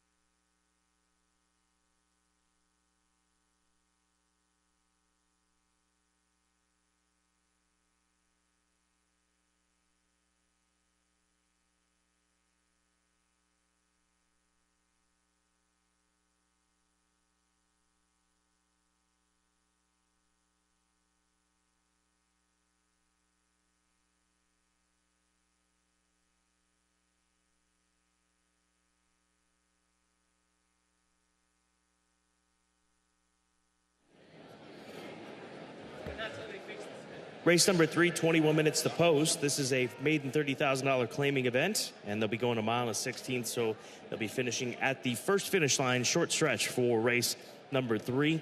Good, Better, Best is the number 2 horse with Irad Ortiz Jr. soon to be in the saddle. 5-2, lukewarm favorite right now, and I think that this filly takes full advantage of that short stretch. She set the pace in her last race at a mile and a 16th on the turf at Gulfstream Park, got caught. She was coming out of sprint races. I think the speed and the first wire finish is going to get her to the winner's circle here today for Fausto Gutierrez. I respect your opinion, as always, Scott. Sure you do. I do. I just think at this price, there are some questions. I would love her if she was running on the turf today, but I do think that contributed to the turnaround last time out. She ran awesome on the turf, but her form on the dirt is just mediocre. So that was my cause for concern for her in this race at that price. You go to the 10-horse Lots and Lots of Gold, JMS Stable, Paul McGee, Corey Lannery, drop in class, maiden special weight to maiden 30. Easier competition, no doubt about it, for the 10. Yeah, that's it. And I think 9-2 is a very fair price on her, even though it's lower than her morning line. Blinkers coming off. They were on the last 2 starts. I think her best race was her second career race, and that was coming in off of a layoff. Her races in general, those maiden special weight races at the fairgrounds, were solid. So the drop in class here, I think, is significant. Toffee is the 7-horse. She's run for maiden 30 in her last 2. Those were up at Turfway on the synthetic. I think that when you look at situations like this where they changed surface and also dropped, more times than not, it has more to do with the drop than it is the surface switch. So she's looking for a better race on dirt than what we saw from her in April of last year here at Keeneland. But that was a maiden special weight. This is a maiden 30, so easier competition for the 7 Toffee. The thing with her is that you don't know what contributed to the turnaround last time out, because she did drastically improve. Was it the addition of blinkers? Was it the added distance? Was it the synthetic at Turfway? That's why I didn't have a strong grasp on her, but she definitely did improve. And if it indeed was the drop and the distance of ground, well, then she is definitely live in this spot today, as she will be going a mile and a 16th this afternoon. Gerardo Corrales, he's looking to take the last 2 races, races 2 and 3, just one for Wesley Ward with Mangione. He will ride Chicago Typhoon for Bill Morey, debuted for 30, and in that race just kind of ran in place, maybe got a little bit tired. Hopefully she can build off of that effort here today to put herself in contention for a top 3 finish. But I do think there is a large gap, at least for me, between my top 2 selections and the horse that I move into the 3rd position for that 3rd spot, trying to pick up a check. Well, there are some big prices in here, though, Scott, that you can make a case for. The 3 being one of them. There's just not much to glean from her first race. Even the 4 Sheer, just to her outside, Brendan Walsh sends out this runner 19-1. So I hear you, but this is the type of race that you might want to play an exacta or a trifecta and use some of those big prices underneath. And Indy again, the 11-horse, yet another one in for the tag for the first time. She's been beaten a ways off in her last 3 starts. So the class relief needs to come into full effect for the Calumet owned and bred Fort Larned filly. They've tried it all. They've tried sprinting, turf, distance of ground. She's just not going to get it done at the maiden special weight level wherever she goes. So today, finally dropping in class. I don't love that she's dropping off of a bad race. That's never an angle I like to play. But her races have been, if she can run back to her race 2 back on the 22nd of January, she could win this. And right now it's 7-1. Race number 3, 17 minutes to post.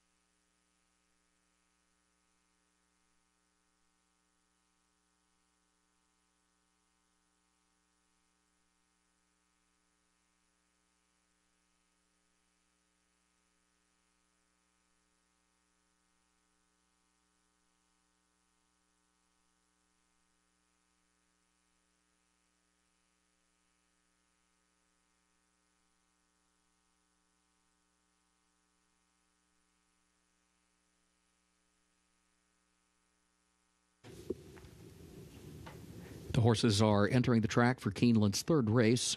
Maidens, fillies, and mares age 3 and up with a $30,000 claiming price. A mile and a 16th over the fast main track. Race will finish in the short stretch at the first wire. Scratch the 12, Colonel Grace.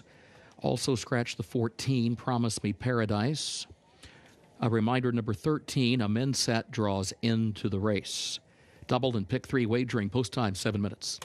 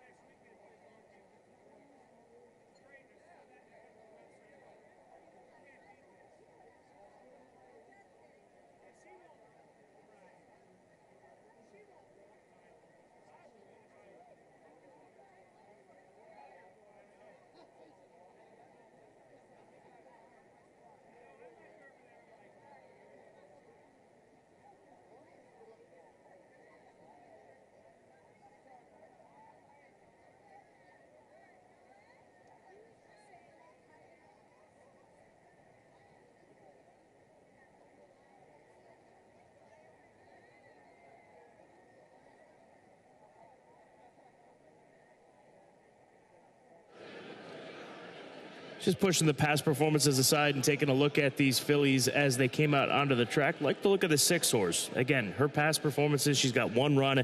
She did nothing. The comment line reads, never relevant. And that was the case, beaten 33 lengths, but Daughter of Flincher moves over to the main track here today. Flincher, known for his successes on the turf course, but we'll see how she handles this level of competition, as well as the dirt here today. She's a big price, 28-1 on the tote board.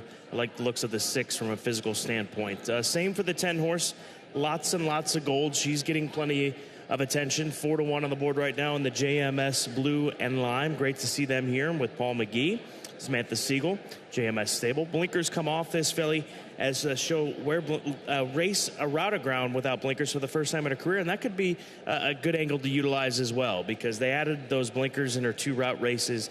She debuted sprinting without blinkers, but the change here today, a couple of changes. Maiden 30, so the drop in class, and removing those blinkers for this route opportunity. And the Clocker report from this morning pointed us towards 2 horses, one of which is this one, the 11 horse, Indy again for Calumet Farm. The Fort Larned filly, much like talking about the number 6 horse and several other of these, the form is not all that intriguing, but the Clocker saying she's doing well, and first time in for a tag for this barn from maiden, special weight to maiden claiming races, 23% winners for Rusty Arnold, one of the most successful trainers in the history of Keeneland Racecourse. Race number 3, less than 4 minutes to post.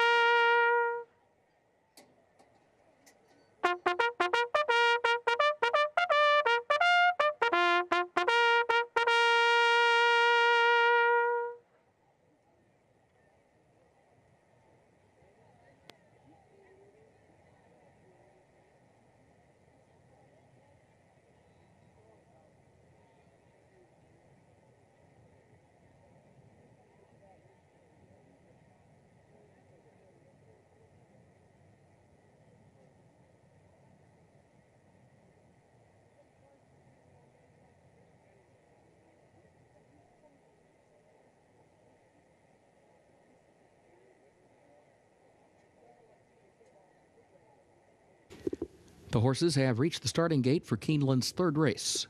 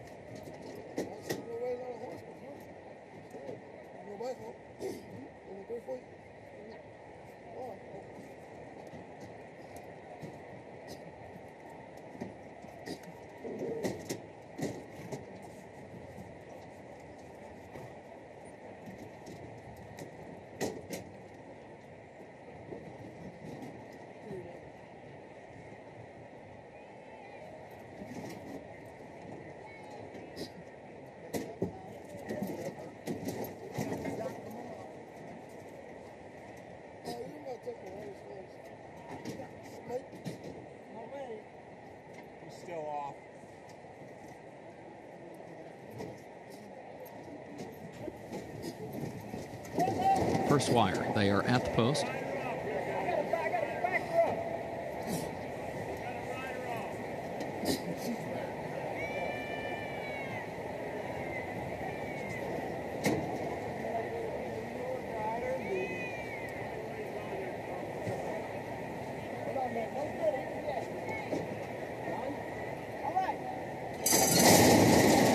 And they're off. There goes Good, Better, Best.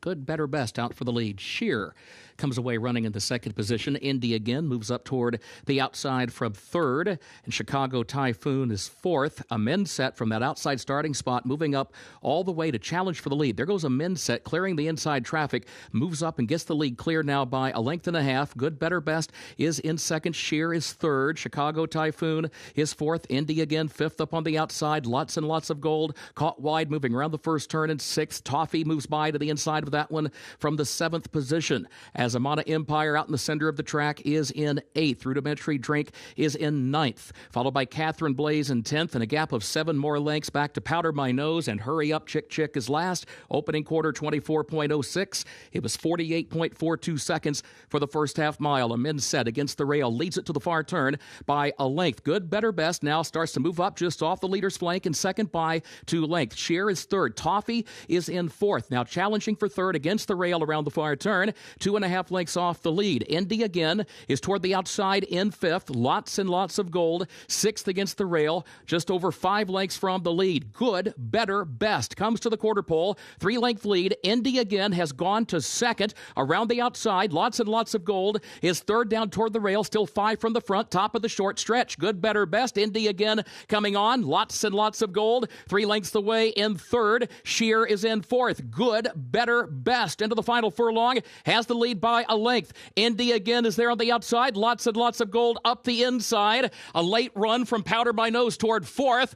Here's Indy again striding forward. Powder My Nose running late. Indy again wins it by a neck over Powder My Nose, who was second.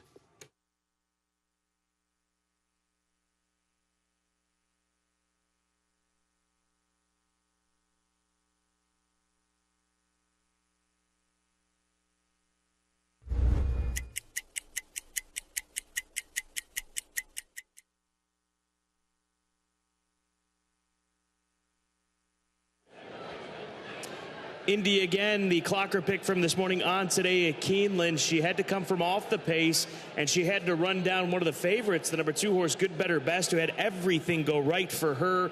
But she is ending up at this point backing up and tiring, and the 11 taking full advantage as she drops in class for Calumet Farm. Yeah, the pace appeared to collapse because the top 2 finishers were dirty from the tip of their ears to the bottom of their hooves, including the winner, the 11 Indy again. She was covered in dirt, but still managed to find her way to the winner's circle today at 5-1.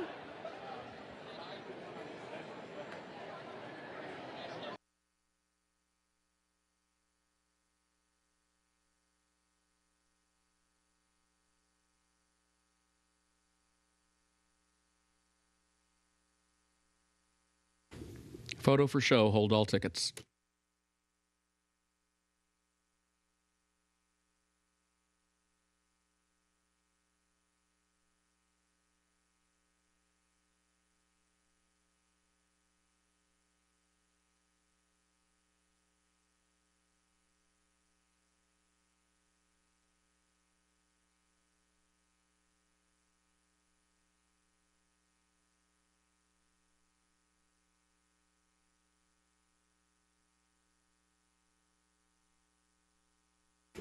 The unofficial results of Keeneland's third race: number 11, Indy Again, finished first.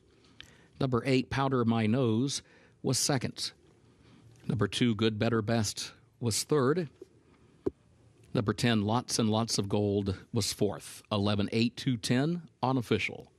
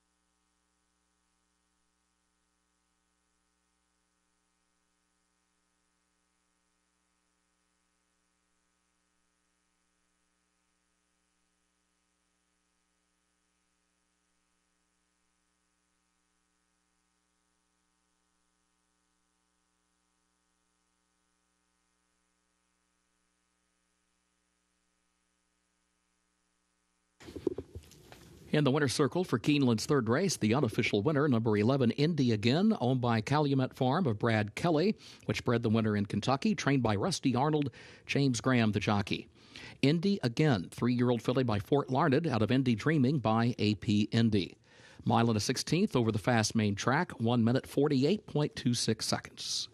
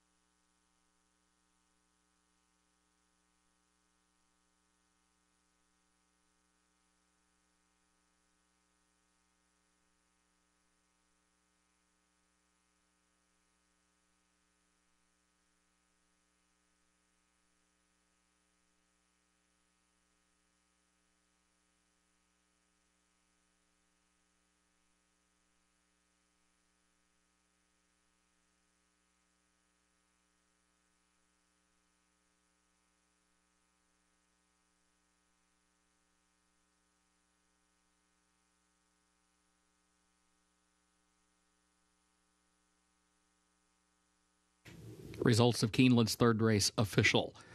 11, 8, 2, 10, the official results.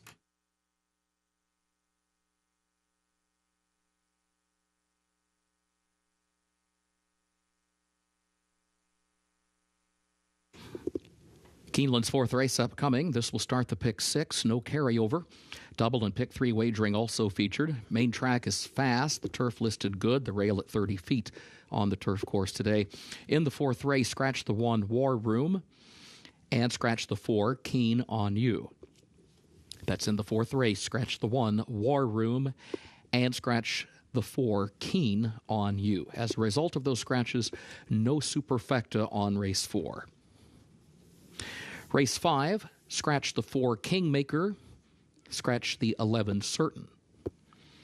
That's race 5, scratch the 4, Kingmaker, and scratch the 11, Certain.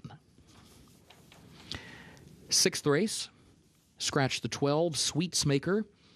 Also scratch 13, Beachfront Bid, and 14, My Town, My Rules. That's in the 6th race. Scratch the 12, Sweetsmaker, as well as 13, Beachfront Bid, and 14, My Town, My Rules. 7th race, jockey for number 12, Destined to Race, Irad Ortiz Jr. That's in the 7th race, number 12, Destined to Race, jockey Irad Ortiz Jr. Featured 8th race, scratch the 10, Nautilus. Also scratch 13, 14, 15, and 16. That's in the featured 8th race. Scratch the 10, Nautilus. Also scratch the also eligibles 13, 14, 15, and 16. 9th and final race, carryover for the Toyota Super High 5, $9,323. Scratch number 3, Rounder. Again, scratch number 3, Rounder. Corrected weight, number 5, Working from Home. The weight, 118 pounds. Jockey is a double bug apprentice. Corrected weight, 118 pounds for number 5, Working from Home.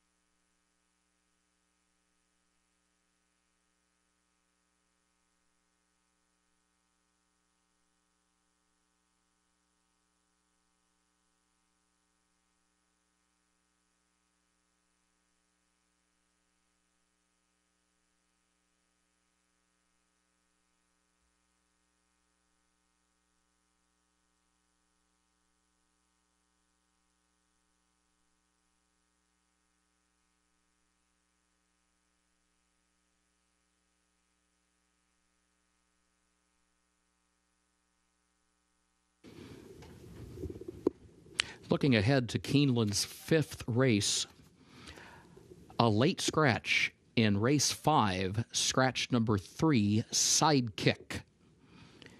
Late scratch, race 5, scratch number 3, Sidekick.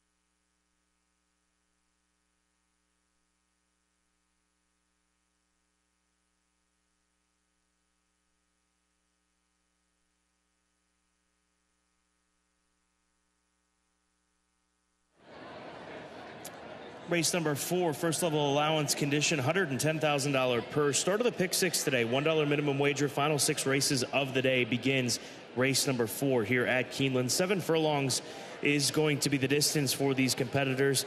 And Patient Capital on the outside is the 7-5 choice right now. I went in this direction, Gabby, with utilizing the cutback in distance idea, angle, however you want to phrase it, because he'd been going the 1-turn mile up in New York, shortens up to 7 furlongs in those 1-turn mile races since his last win.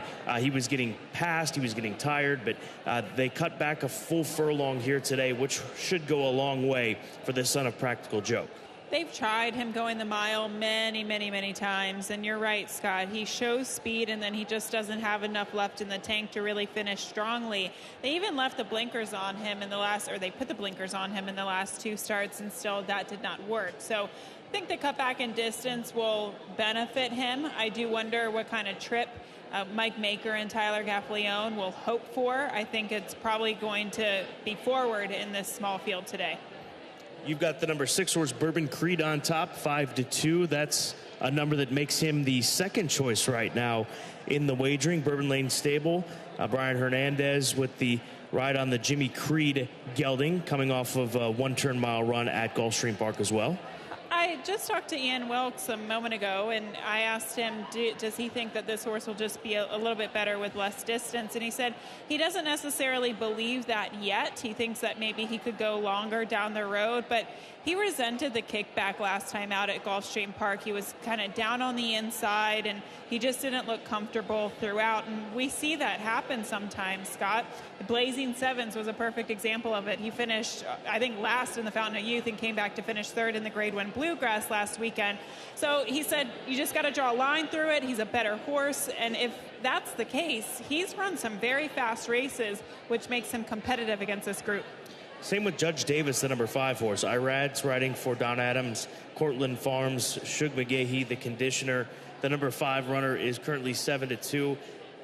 He runs big races, and then on the flip side of that, he does the complete opposite. And you don't know what type of race you're going to get from him. He's very unpredictable, but he was second, earned a big number 2 starts ago at Gulfstream, going 6.5. And then last time out, he was chasing a very fast pace, which was set by in part a horse named Principe Doro, who we're going to see run later on this week, who I think has got a big chance. So let's keep Principe Doro in mind as we move forward to the weekend here at Keeneland, based on how Judge Davis does. I mean, he's one of those horses that you'd hate to get beat by, because you see the races on paper that are good enough to beat a bunch like this. Yes, like his race 2 starts back when he finished 2nd. It's like he runs better when he has higher odds. He finished 2nd at 33-1 and disappointed last time out at lower odds. He and Judge Davis and Bourbon Creed actually come out of the same race last time out against Principe Doro, as you mentioned, in the winner American Prince. So pay attention to these 2 horses. We could see a total reversal of form today at Keeneland. Amani Ziegel finds the rail now with the 1 being scratched, so post position number 1 for Amani Ziegel, who will carry the white number 2 saddlecloth. Brittany Vandenberg, we talked about her bringing stock down from Chicago, did so in the nightcap yesterday. Bad beat Bryan, and the Shakertown came so close to springing an upset versus the Breeders' Cup champ Caravel. But this one moves over to Brittany Vandenberg's barn for the first time. Maybe I get too enamored with them in situations like this, but when you justify the cost, the investment of shipping a horse down from the Chicagoland area to step up in class, to step up and face this level of competition, Brittany's a good trainer. I'm just going to trust the process here, as the kids like to say, with Amani Ziegel. Yeah, he is the biggest price on the board right now at 12-1. Let's wrap it up here with the 3, Page 1 for trainer Paulo Lobo. Scott, this is a horse who comes out of a good 3rd place finish last time out. I personally believe he might be a little bit better on the dirt. His best race was on the dirt here at Keeneland last November, where he lost by 3/4 of a length to a horse by the name of Marsalis.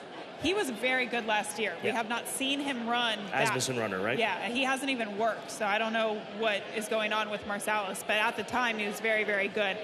I have a feeling this horse could make a big impact in this race, coming back to the surface that we know he likes. 12 minutes to post, race number 4, start of the pick 6. Good luck.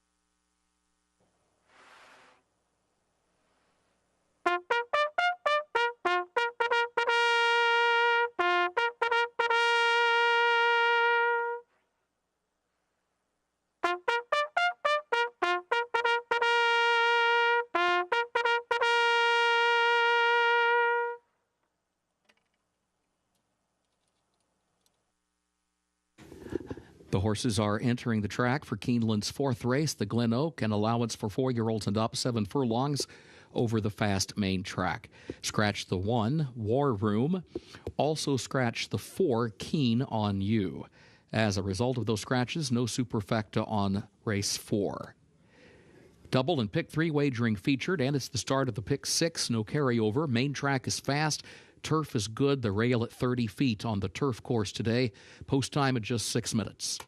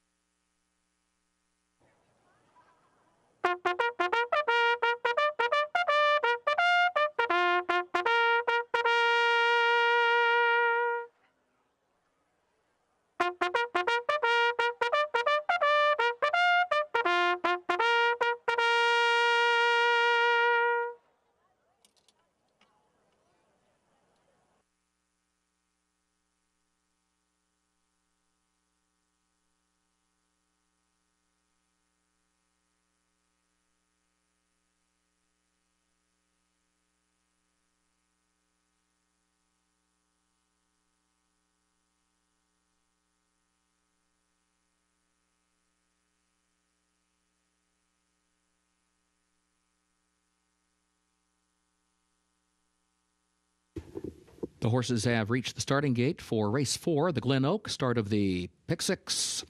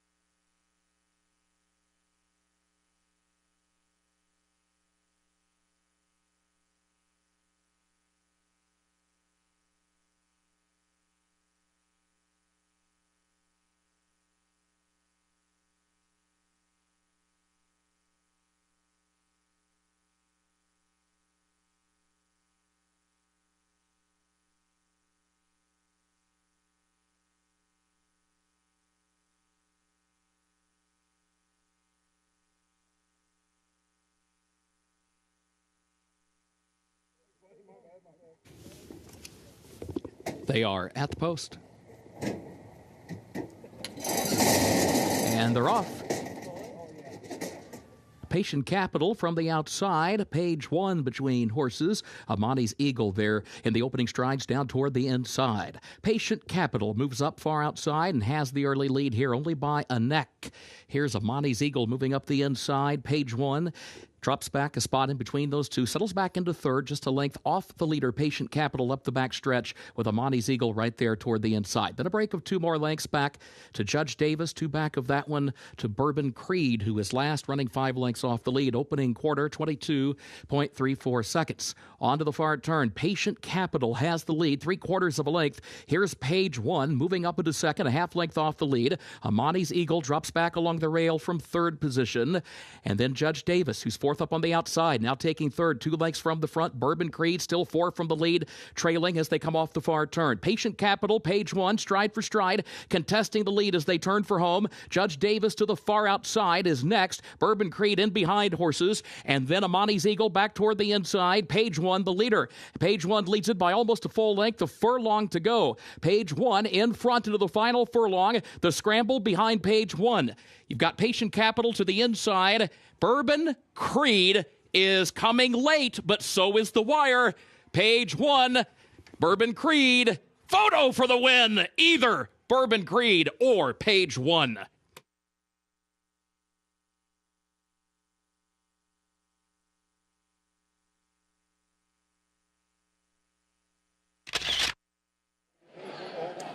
Well, all we can tell you is it's the 3 or it's the 6, because at one point it looked like the 3 was going to get to the wire just in time, but the 6 surged late. Bourbon Creed with Ian Wilkes. And do keep in mind, this shot a little back behind the finish line here, Gabby.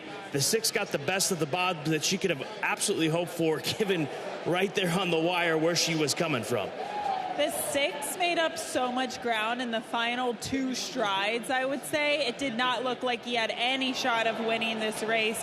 The 3, page 1, was also on the wrong lead down on the inside and was just praying for that finish line to come in time. We'll post the official results in just a moment.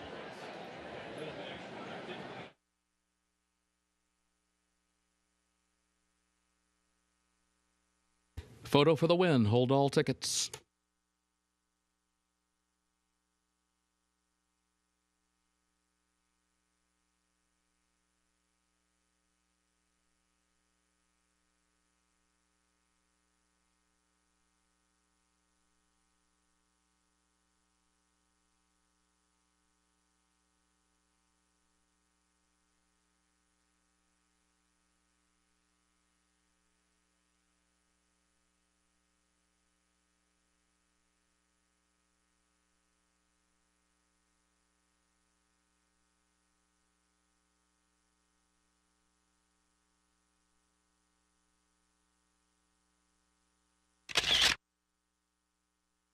Unofficial results of Keeneland's fourth race. In that photo for the win, number 6, Bourbon Creed, finished first. 3, Page 1 was second. 5, Judge Davis was third. 7, Patient Capital fourth. 6, 3, 5, 7, unofficial.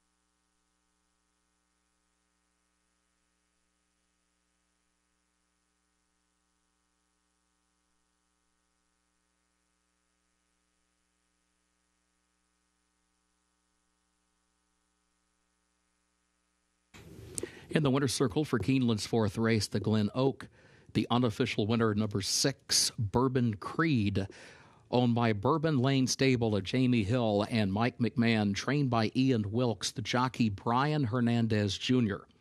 Bourbon Creed, a 4-year-old gelded son of Jimmy Creed, had a Tremendamente Loca by Awfully Wild, bred in Kentucky by Glendalough LLC.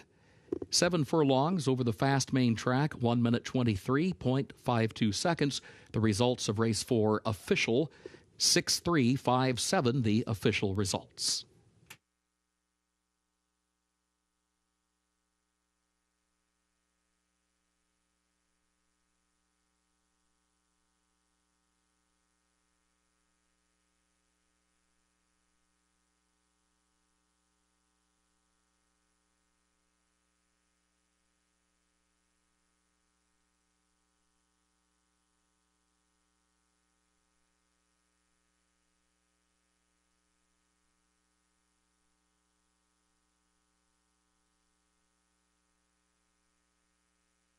In the winner's circle, the Glen Oak Trophy presentation to the connections of Bourbon Creed.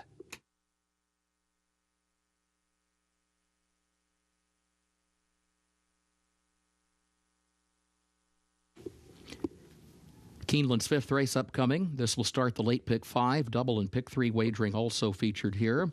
Main track is fast. Turf is good today. Rail at 30 feet on the turf course.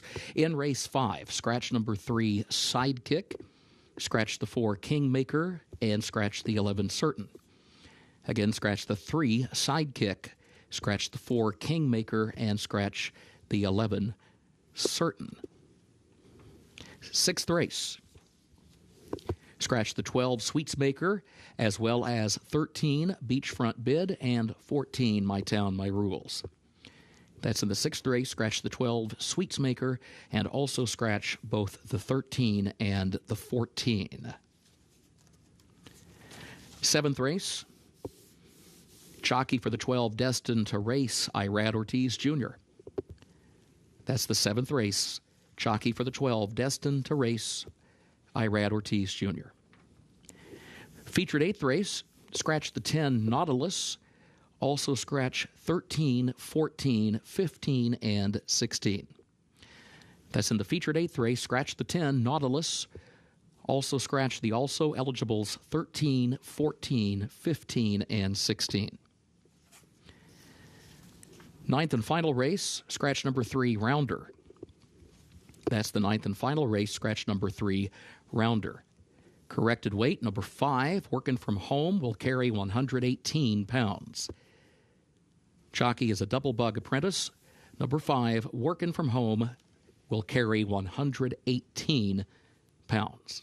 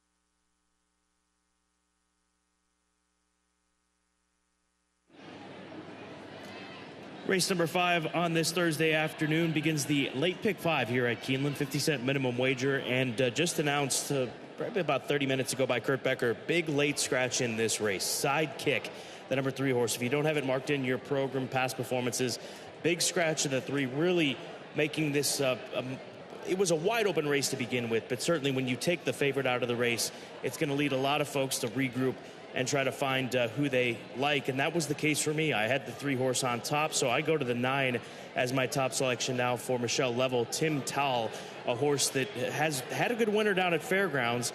Part of the pace on those races, ended up 2nd and 3rd respectively in each of the 3 runs so far this year.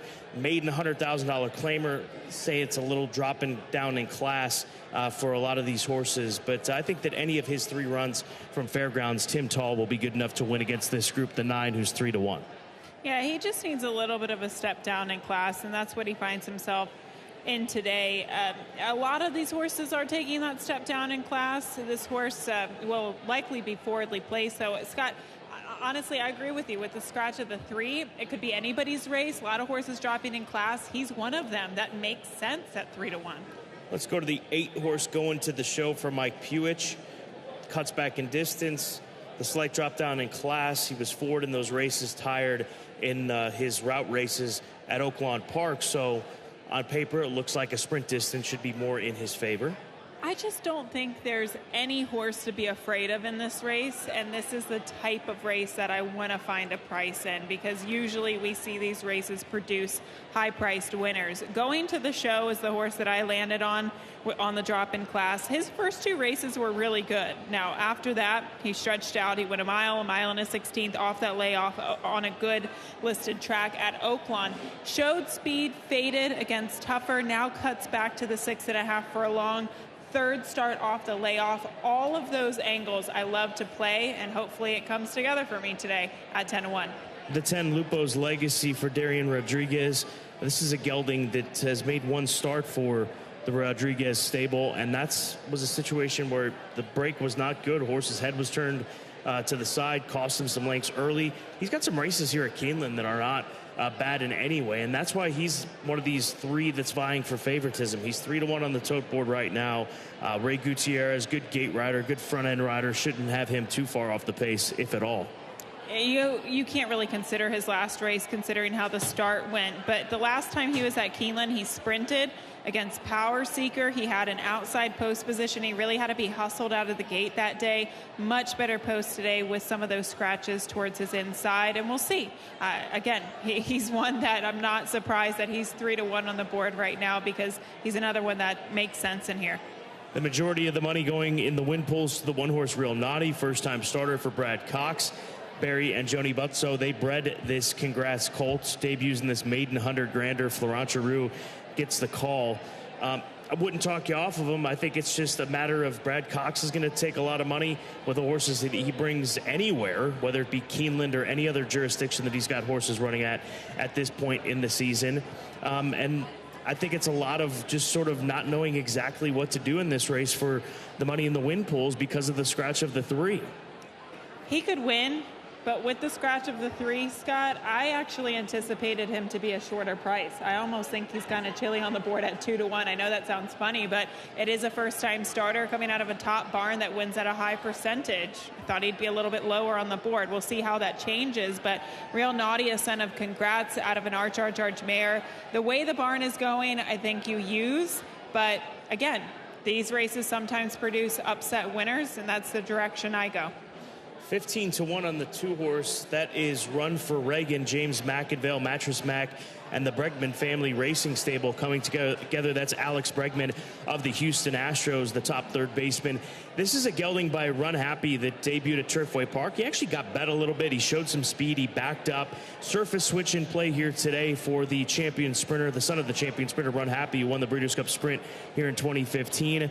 I thought his race was okay, and his debut race was okay, and if he can transfer over to the dirt and be a little bit better, he should be a factor at a huge price. He's the 2nd longest shot in this field at 15-1.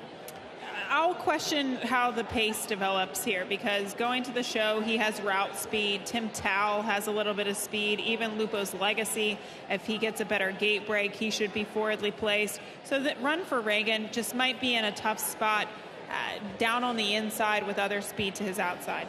Mo Time at All will wrap up the paddock side conversation with this son of Uncle Mo, Neil Pessin, sending this 6-year-old gelding out for the 3rd time this year. He was debuted at the age of 6. big pedigree. There's no question about it. They had to be very patient in getting him into the races, and now they're going to slightly drop in for the $100,000 tag and transition over to the dirt and see how dirt racing suits him. I can't say that I love picking a 6-year-old maiden, Scott, especially with one that's only had 2 career starts. But in Neil Pessin, I trust. He often hits the board with big long shots, and this horse is taking a little action at 7-1. Start of the late pick 5. It's race 5 here at Keeneland.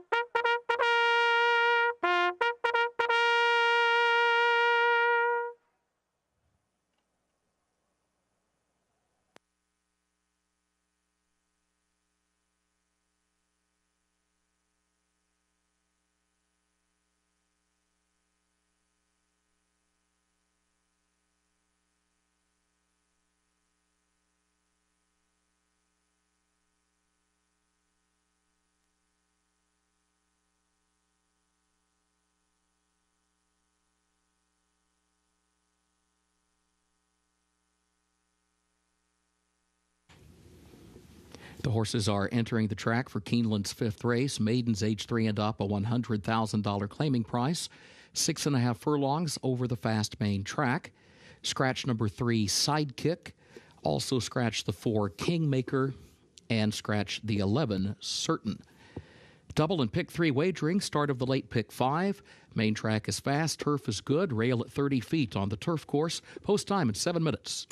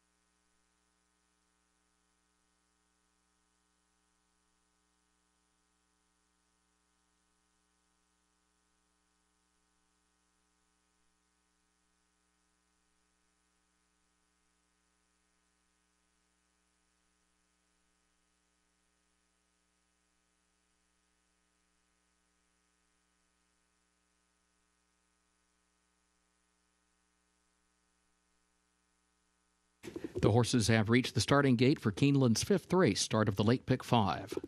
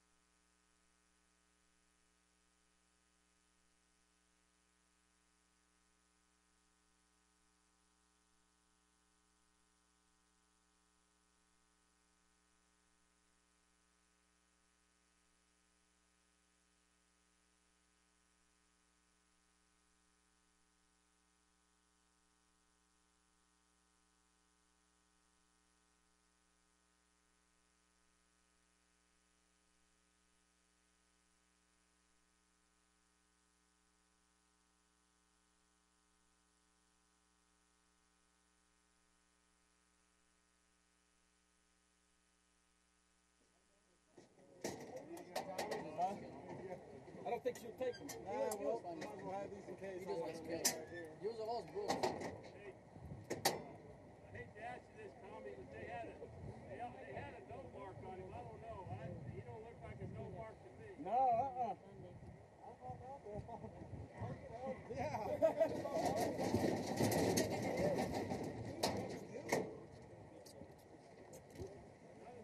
Yeah, he's all fucked up.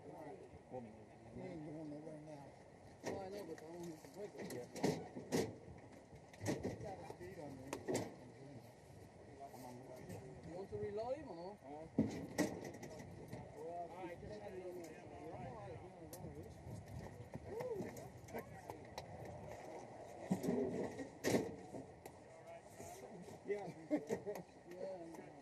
Not even tied on, Tony. I want them to look at the gate. The woman in the morning, Irish. He does? No, not like that. Oh, Tony? Ah, this fucking thing.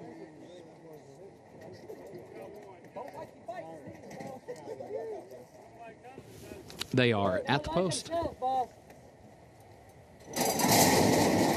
And they're off. Real Naughty broke last.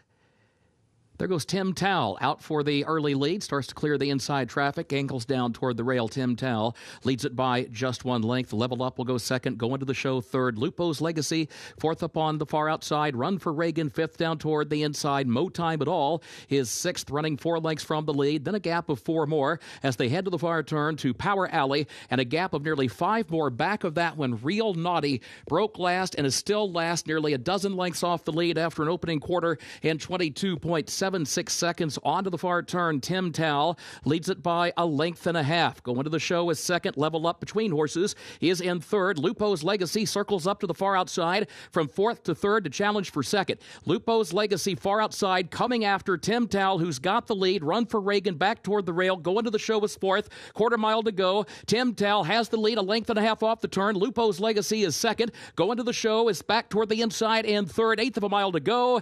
And it is Tim Towle opening up on a widening 6, now 7-length lead in the final furlong. Lupo's Legacy second, going to the show third. Run for Reagan fourth, 16th to go. Tim Towle and Colby Hernandez to win it by a lopsided margin here. Lupo's Legacy runs up from the outside to grab second. Run for Reagan was home third.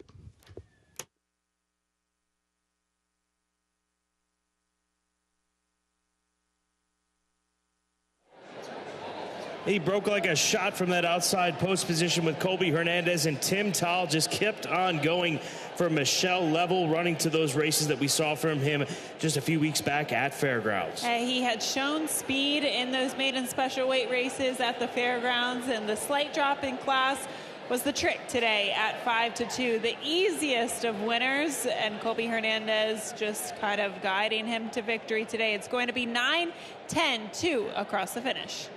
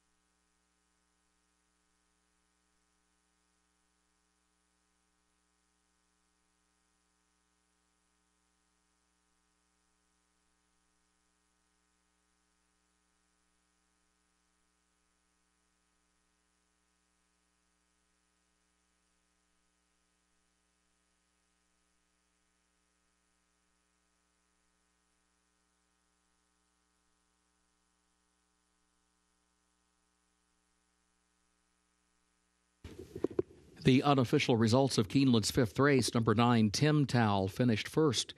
Number 10, Lupo's Legacy, second. Number 2, Run for Reagan, third. Number 5, Power Alley, fourth. 9-10-2-5, unofficial.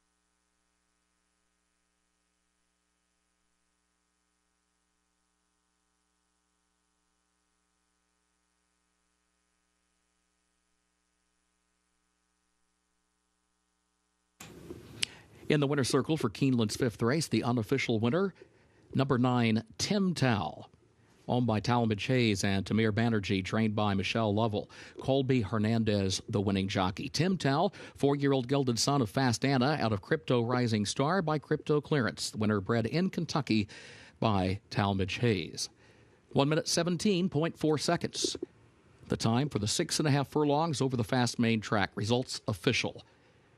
9-10-2-5, the official results.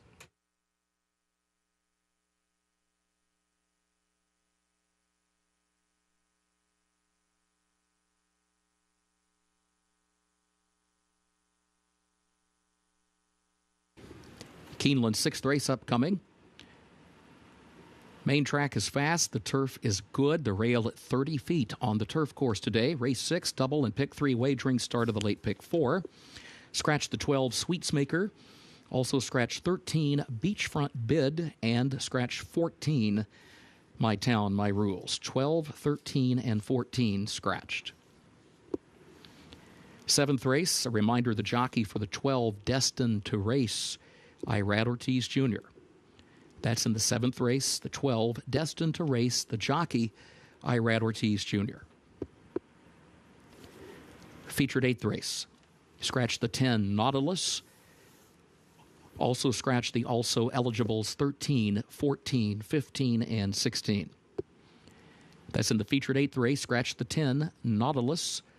Also scratch the also eligibles 13 through 16. Ninth and final race, carryover for the Toyota Super High 5, $9,323. Scratch number 3 Rounder. That's in the ninth race, scratch number 3 Rounder. Corrected weight for number 5, working from home, 118 pounds. Chalky is a double bug apprentice, the weight 118 for number 5, working from home.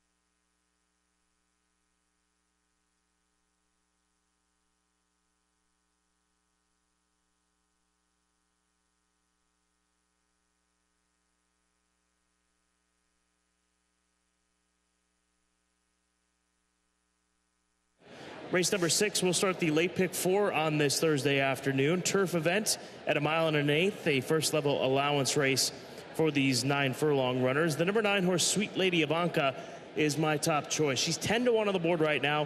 Figured that she'd be overlooked a bit. I thought that her last race was a race with some purpose to build towards an event like this here today. She was overmatched in the Mrs. Revere, and this is a mare that filly, daughter of Candy Ride for Delridge Farm, that broke her maiden at Churchill Downs going the same 1 1/8 mile distance. So she'll just keep coming at you. Brian Hernandez Jr. in the saddle. Last time he rode, he won with her over in Louisville, Kentucky, off the pace on a turf course that wasn't providing a lot of off-the-pace winners. And I think this race, or this surface, is playing very fair. It is firm. It's playing a little bit fast, but there's no means that the 9 Sweet Lady Ivanka can't close and get up for the win, and she is a very nice price at 10-1. You've got the 4-horse Quality Star as your top play. She's an Animal Kingdom filly. Joe Talamo, Paula Lobo coming together. She's another one that looks as though she is one that needs to come from off the pace. Yeah, she ran pretty well in the Grade 2 Mrs. Revere. It took her some time to finally break her maiden, and once she did, it looked like she put on some good performances. She was beaten just over 3 lengths in the Mrs. Revere after breaking her maiden by 4 lengths. I liked that some of her best races have been here when she broke her maiden by 4 lengths. It was right here at Keeneland. She comes in fresh, but you're right, Scott, she will need a fast pace to materialize in front of her. The number 5 horse, Implosion for Elements Racing, John Sadler, daughter of Not This Time. She went west, looking to take advantage of the Ship and Win program out on the west coast at Santa Anita. But she shows back up here at Keeneland Racecourse, a track and a turf course that she's run one of her better races to date. Go back to October of last fall, and she ran second, only beaten 3/4 of a length. Another aspect of this is pure economics. Obviously, the economics behind heading for the Ship and Win money is something you've got to pay attention to. But she comes back here to Keeneland and runs for $38,000 more than what is available in those first-level allowance races at Santa Anita right now. So I think this has to be viewed as a positive move for her. And at 17-1, don't ignore her, daughter of Not This Time, son of Giants Causeway. I still wonder where she is best. Is she better on the dirt? Is she better sprinting? Is she better going long? Is she better going long on the turf?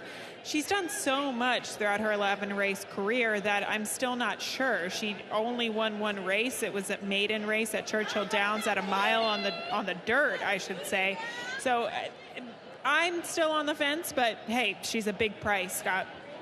Diamond Hands is the 11 for Todd Pletcher, LSU Stables, Frosted filly. A filly that's 1 for 8 in her career, but she's got to try to make the lead from that outside post, right? Yeah, for sure. I don't think there's a lot of pace in this race, so Irad Ortiz Jr. might have a decent time of it, but honestly, I think that's probably what cost her the race last time out. She had post position 10 out of 12, 7.5 furlongs is tough with that post at Gulfstream Park, and she couldn't overcome that, so we'll see if she can overcome it today. And then finally, Queen Judith, the number 1 horse, who is currently 12-1 on the board. The added distance should help her, right? She's been out running shorter distance races. She either sits closer or has some more ground to work with. There's obviously some upside for this Empire Maker filly for DJ Stable, who have maintained such brilliant fillies over the last few years. Wonder Wheel Papilio come to mind for this ownership operation.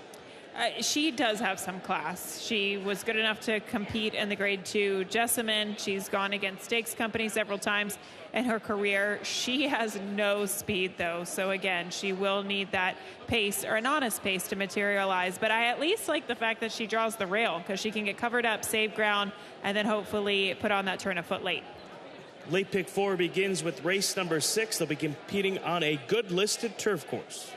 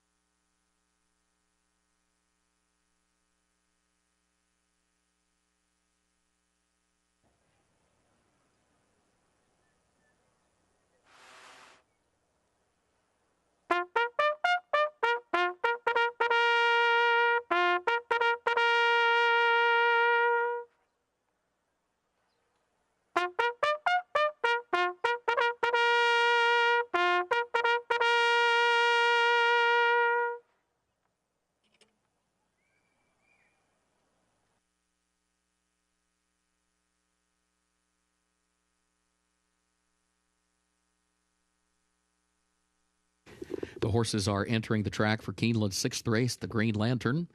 An allowance for fillies and mares age 4 and up, double and pick 3 wagering, start of the late pick 4. The turf is listed good, the rail at 30 feet today.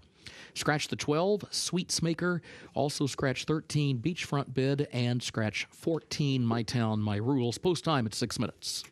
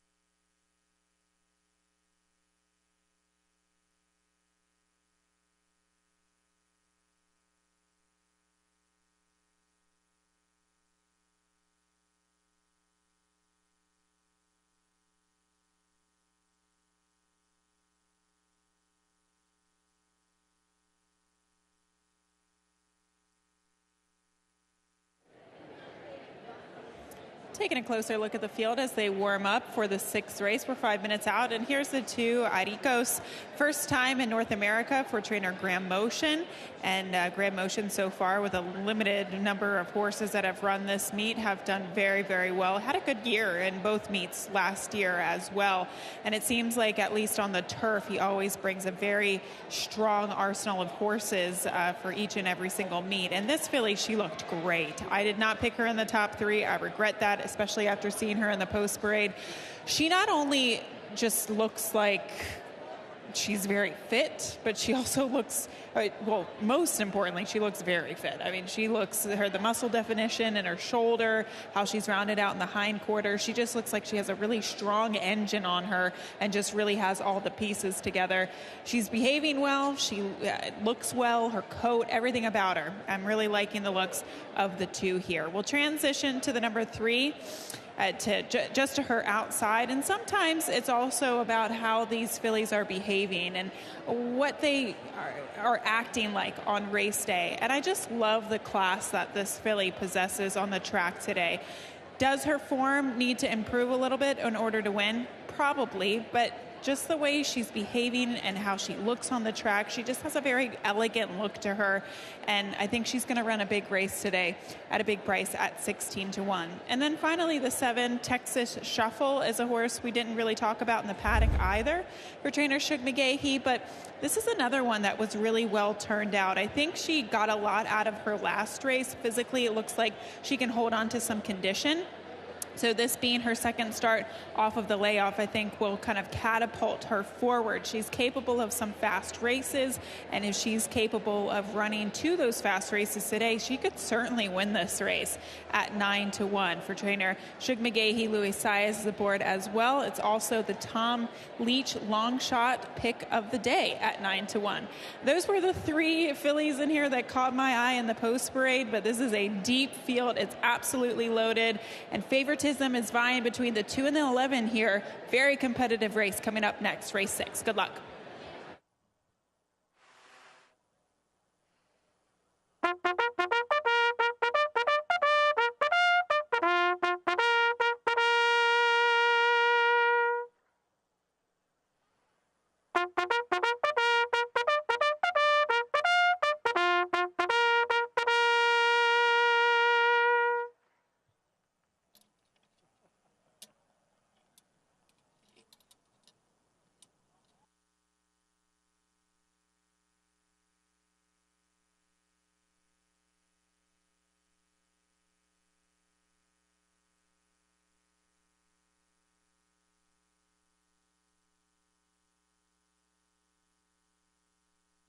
The horses have reached the starting gate for Keeneland's 6th race, the Green Lantern, start of the late pick 4.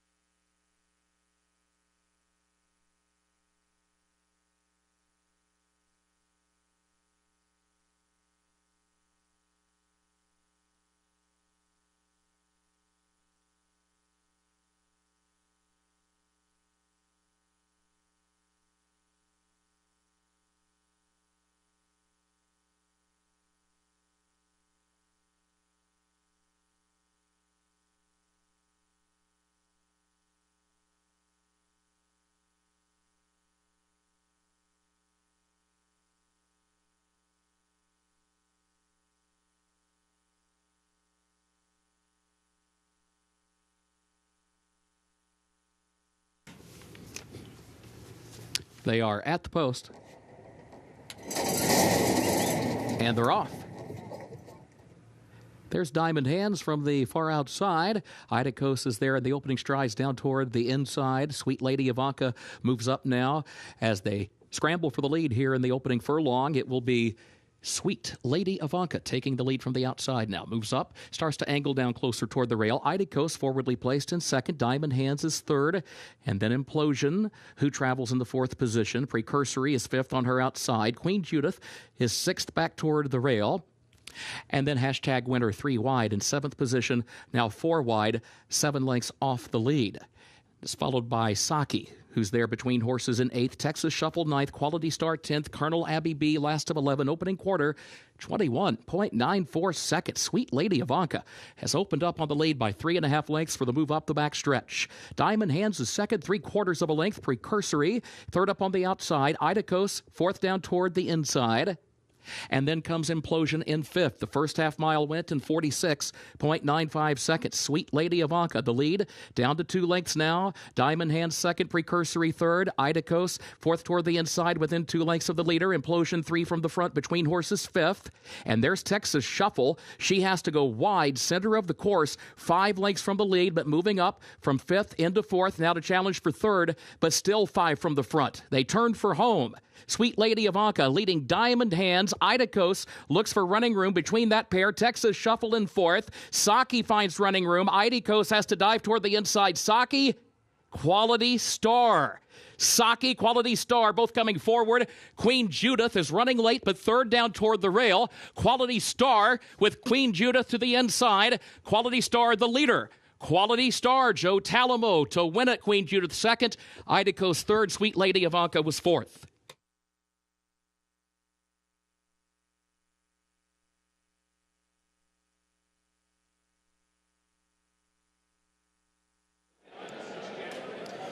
Quality Star coming into this race off of a pretty lengthy layoff, over 3 months, ready to roll here today. The pace out in front of him starts to wilt, or her rather, and Joe Talamo able to capitalize in this instance here today at a good price. And Paulo Lobo suffering a tough beat earlier in the card. Not the case here in race 6. This race featured a very honest pace, 21 and change for the opening quarter, 46 and change for the half. And that set up perfectly for a closer. Joe Talamo with the well-timed move on Quality Star to get up for the victory for trainer Paulo Lobo.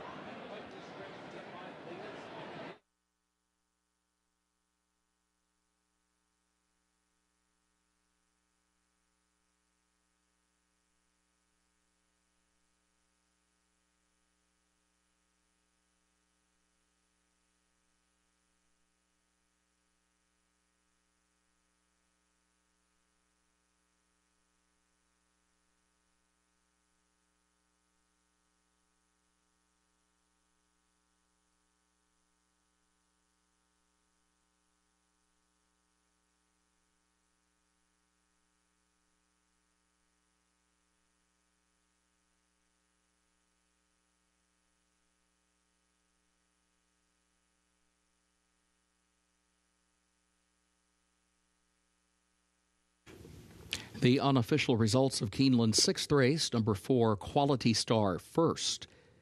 Number 1, Queen Judith, was second. Number 2, Idikos, was third. Number 9, Sweet Lady Ivanka, fourth. 4129, unofficial.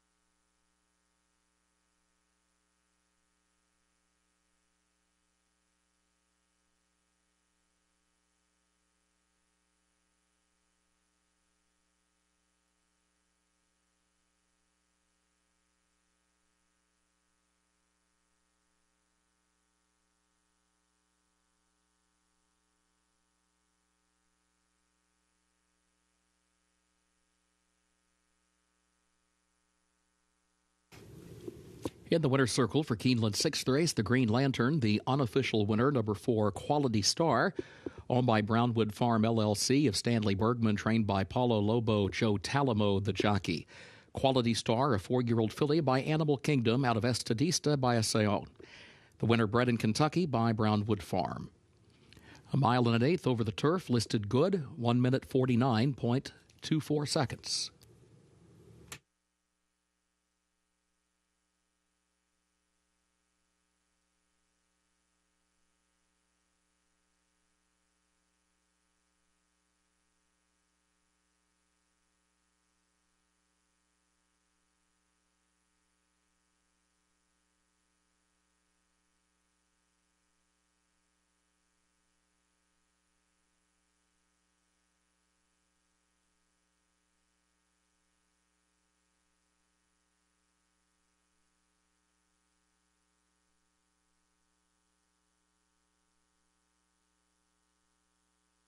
In the winner's circle, the Green Lantern trophy presentation to the connections of Quality Star.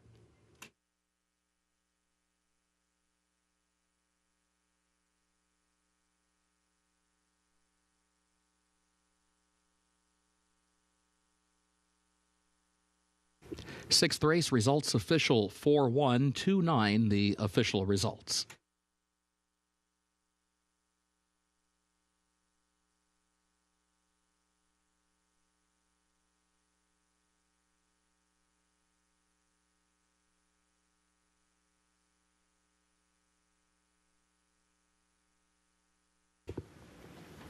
Keeneland 7th race upcoming. Main track is fast. Race 7 will finish in the short stretch at the first wire. Double and pick 3 wagering featured here starts the last of the day's rolling pick 3s. Jockey for the 12, destined to race, Irad Ortiz Jr. A reminder, 12, destined to race, the jockey, Irad Ortiz Jr. Featured 8th race, scratch the 10, Nautilus. Also scratch the also eligibles 13 through 16. That's in the featured 8th race. Scratch the 10, Nautilus. Also scratch the also eligibles 13 through 16. 9th and final race, carryover for the Toyota Super High 5 of $9,323. In the 9th race, scratch number 3, Rounder. That's in the 9th race, scratch number 3, Rounder. Corrected weight for the 5, working from home, 118 pounds. The jockey is a double bug apprentice. The weight 118 for the 5, working from home.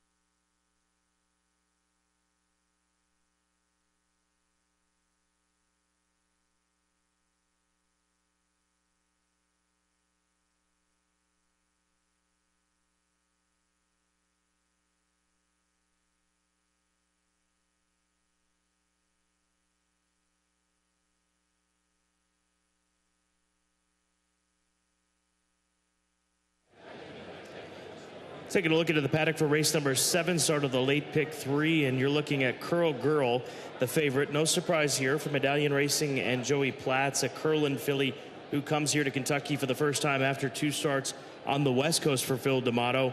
And this is a filly that's bred for the distance. She's a daughter of Keeneland, so the first time going 2 turns looks to be a positive move for this now 3-year-old filly.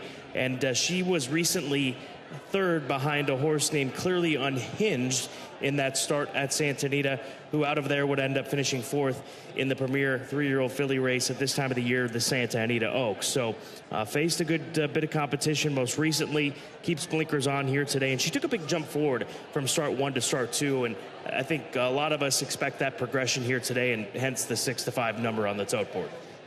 Yeah, that's the thing with her, Scott. She improved so much, not only in the way she ran from her first to second start, but also the raw figure. She went from a 49 by her speed figure in her first race to an 81. That's more than double. So the question is, do you think she's going to continue to take that step forward? I don't think she needs to if she replicates her last race, but is that last race legitimate, or is she going to fall somewhere in between those 2 figures, those 2 performances? If so, then this race is a little bit more wide open. But if she runs back to her last race, Scott, she is by far the fastest filly in this race. This is your top pick and long shot play of the day, right? Fearless Christie, the number 7 horse in here out of the Matt Shire barn, seen finishing 3rd at Fairgrounds in a restricted maiden special weight. Yes. Now, that restricted was for the auction price, so it wasn't necessarily for state breds or anything like that, as she is a Kentucky bred. But the word was out on her. She was heavily bet in a pretty solid field first time out at the Fairgrounds, especially considering the fact that she was only purchased right here at Keeneland for $12,000. So she was 70 cents to the dollar. She did not have a good trip that day. She checked hard out of the gate. She lost that early position. Then she was on the rail. She had to split the rail and another horse. It just wasn't an ideal trip for her. And on top of that, she was blocked somewhere between the half-mile pole and the quarter pole, just when horses really start to get going. So with all of that, with the added distance, I'm taking a shot with this filly and hoping that she just runs well at almost 20-1. Let's go to the 2 horse next. That's Canthea for Kenny McPeak and Millam Farm, Cantheros filly. She improved her position over the course of that sprint run at Fairgrounds considerably, and we'll see how she fares with this stretch out to a route of ground. Wouldn't think that Cantheros would be a sire that you'd be looking at for a route race, but horses can outrun their pedigrees, and based on the way that she ran, one would think that she should be able to handle this here today, in my opinion. She's right now 7-2, so that is making her the second choice in the wager. It's a confusing race to read, her first race, because she didn't get out of the gate well. She had an outside post position. It featured a fast pace, and she closed into that pace. But it could be completely different today, Scott, with an inside draw and stretching out to 1 1/16. Who knows? She might even show speed with a cleaner draw. There's just so much, or cleaner break, I should say. There's so much that can change from first to second start, especially in the case of her, because of the bad beginning and the added distance today. So it's hard to have a lot of confidence with her because of all that happened in her debut. But I agree with you. I think my biggest concern today is the distance at 1 1/16, considering her pedigree. Distance might be an issue with Princess Cairo, the full horse, because she's been run down in 2 races where she's had the lead. But we talk about this all the time when we have the first wire finish, short stretch here at Keeneland. Sometimes that's offset because of it, because they turn for home and just simply don't have as far to go, that extra 16th of a mile to worry about. So that might be a positive for this filly as we take a look at her. That, and also the fact that Luis Saez and his agent Keir McLaughlin opt to take the call on this Laurel/Maryland Invader. I think that is a very good sign that Luis Saez finds himself on this horse. And Horacio de Paz, he's had a very strong year thus far. He always sends out live horses. Clearly, this filly has speed. She went against the boys last time out, so finally she's back against fillies today, but would probably need to improve in order to win. Very good maiden special weight coming up, 100,000 on the line. West Coast Invader, a Southern California Invader. Crow Girl currently sitting as the 6-5 favorite. Good luck.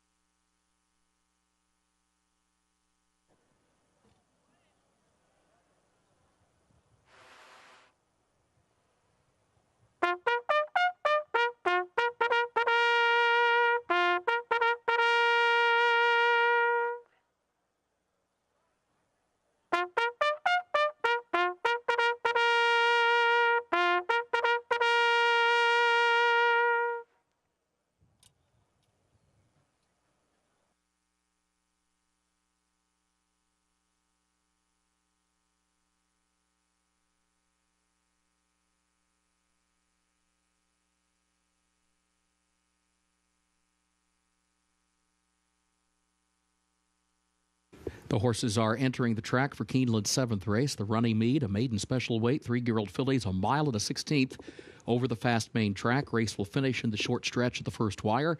Double and pick 3 wagering starts the last of the day's rolling pick 3s. A reminder, the jockey for number 12, Destined to Race, is Irad Ortiz Jr. Irad Ortiz Jr. rides the 12, Destined to Race. Post time at 7 minutes.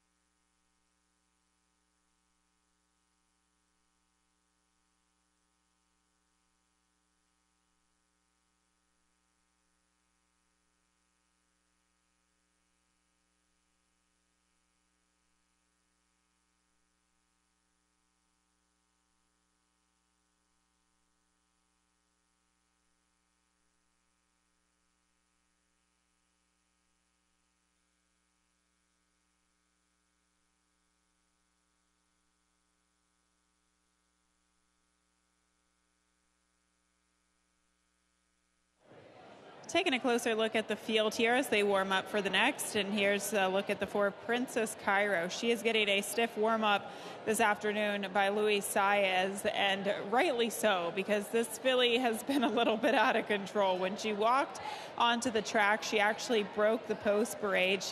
Luis Saez tried to get her to settle a little bit, but she was not having any part of that. You can see her kind of tossing the head up in the air and not really responding to the rider's cues and pulling back the reins. So he just went on with her and gave her a really strong warm-up. I think that's just how she is. She has kind of a sensitive mouth. You just can't really fight with her too much, and that's probably going to be the plan today. Just put her on the lead, see how far she can go, maybe drop her head, loosen the reins a little bit, and hopefully she can take them gate to wire. I really do think that's the only option, and hopefully a clean break for this filly. Let's take a look at some other horses in here. The 11 Queen of the Rodeo for trainer Ben Colebrook.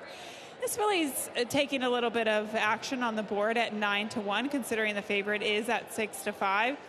She's a filly by Curlin out of a Bernardini mare, top and bottom, bred for a distance on the dirt. We've seen these Curlin fillies get better with time, get better with distance.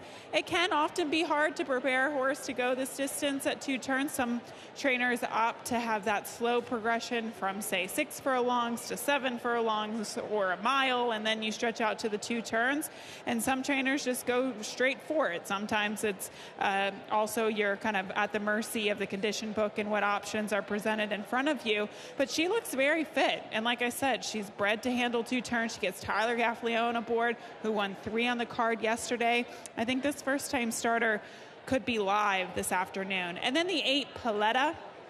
It's a horse I was just a little bit curious about, and she seems to be behaving herself quite well this afternoon for trainer Cherie DeVoe. She's a filly by Collected out of a Super Saver mare. They paid just over $200,000 for her at the Keeneland September sale. She did absolutely no running first time out, but I don't think she wanted any part of a sprint race. Now, she's going to have to be a little bit more involved with the added distance, but she, I think, could be a long shot to maybe hit the board at 14-1. Again, that's the 8 Paletta. And do take note, the 10 Curl Girl, I have no qualms with her. I do think she is the filly to beat in many ways at 6-5, and physically she looked great on the track as well. See how it all unfolds as a competitive race 7 coming up next.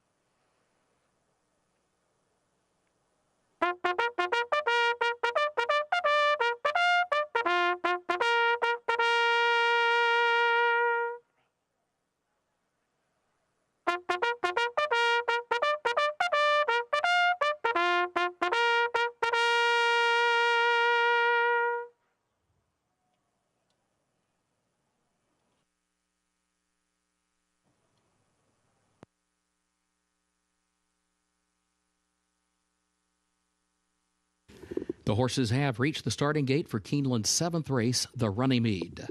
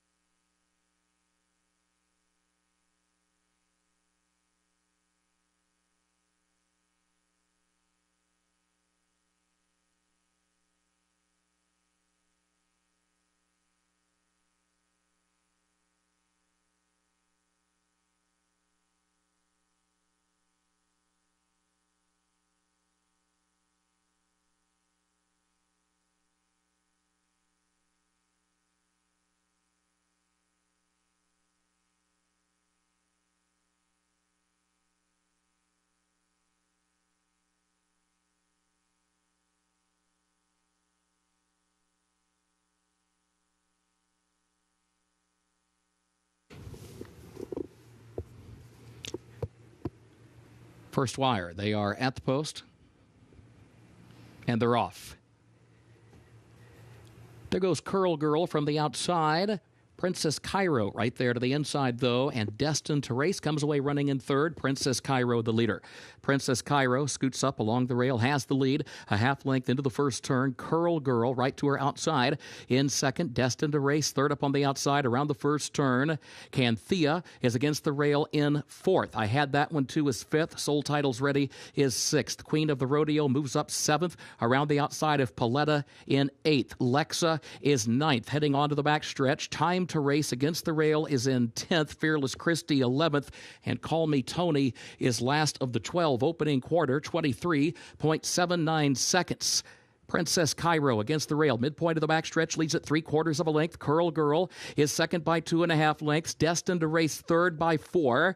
And then Canthea, followed by I Had That One Too. The first half mile, 47.33 seconds. Over to the far turn they go. Princess Cairo, Curl Girl, 1-2, separated by just a neck. And Destined to Race, seeking to join them, has to go to the far outside. In third, less than a length off the front pair. Curl Girl has the lead now, 3/4 of a length.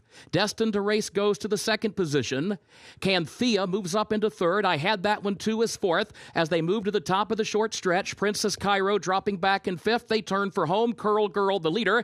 Destined to Race second. A length separates the top two. A gap of 4 more lengths. Canthea back toward the inside is third. I Had That One Too is in fourth. Curl Girl, final furlong, has a 2.5 length lead. Destined to Race in second. Then Canthea, I Had That One Too. Curl Girl to win it for Flavian Pratt. Destined to Race was home second, and then it was Canthea third. I Had That One Too was fourth.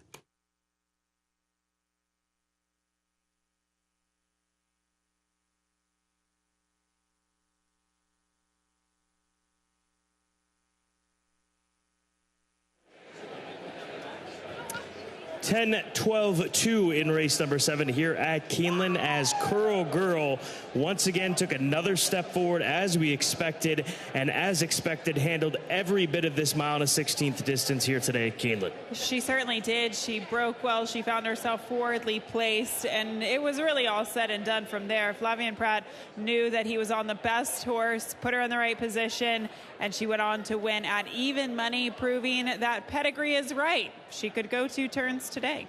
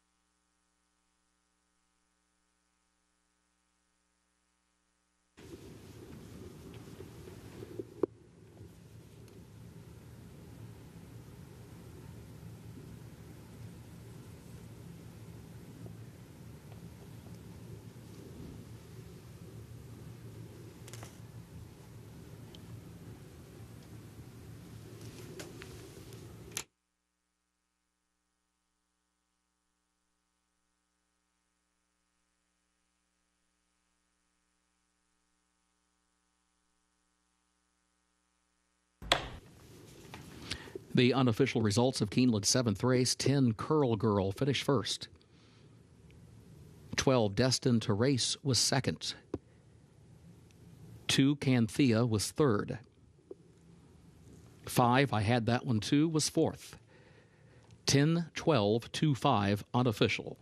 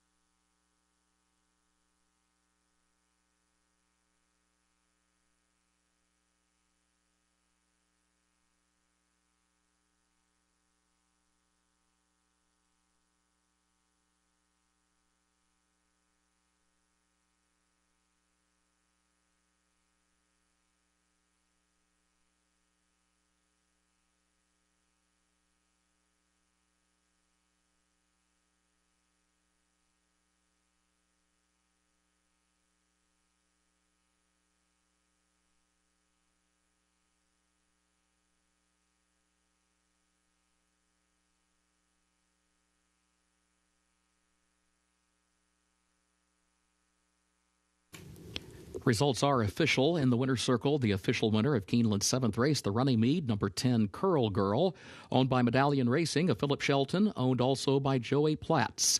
The trainer, Phil D'Amato, the jockey, Flavian Pratt. Curl Girl, a 3-year-old filly by Carlin out of Lascarina, by Distorted Humor, bred in Kentucky by Woodford Thoroughbreds LLC. A Keeneland September sales graduate, Curl Girl gets the 8.5 furlongs over the fast main track in 1 minute 44.35 seconds. Results official 10-12-2-5, the official results.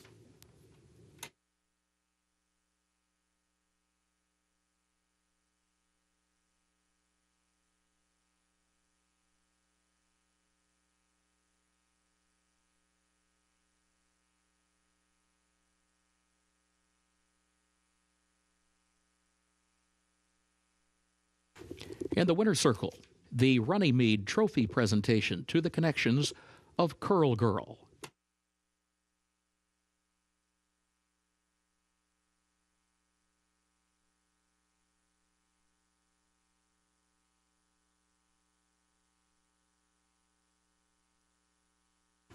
Keeneland's 8th and featured race upcoming to start the last of the day's rolling doubles. The turf is listed good. The rail at 30 feet. A reminder, scratch the 10, Nautilus. Also scratch 13, 14, 15, and 16. Again, scratch the 10, Nautilus, and scratch the also eligibles 13 through 16. 9th and final race, carryover of just over $9,300 for the Toyota Super High 5. In that 9th race, scratch number 3, Rounder. Scratch number 3, Rounder. Corrected weight for the 5, working from home, 118 pounds. The jockey is a double bug apprentice. The weight, 118 for number 5, working from home.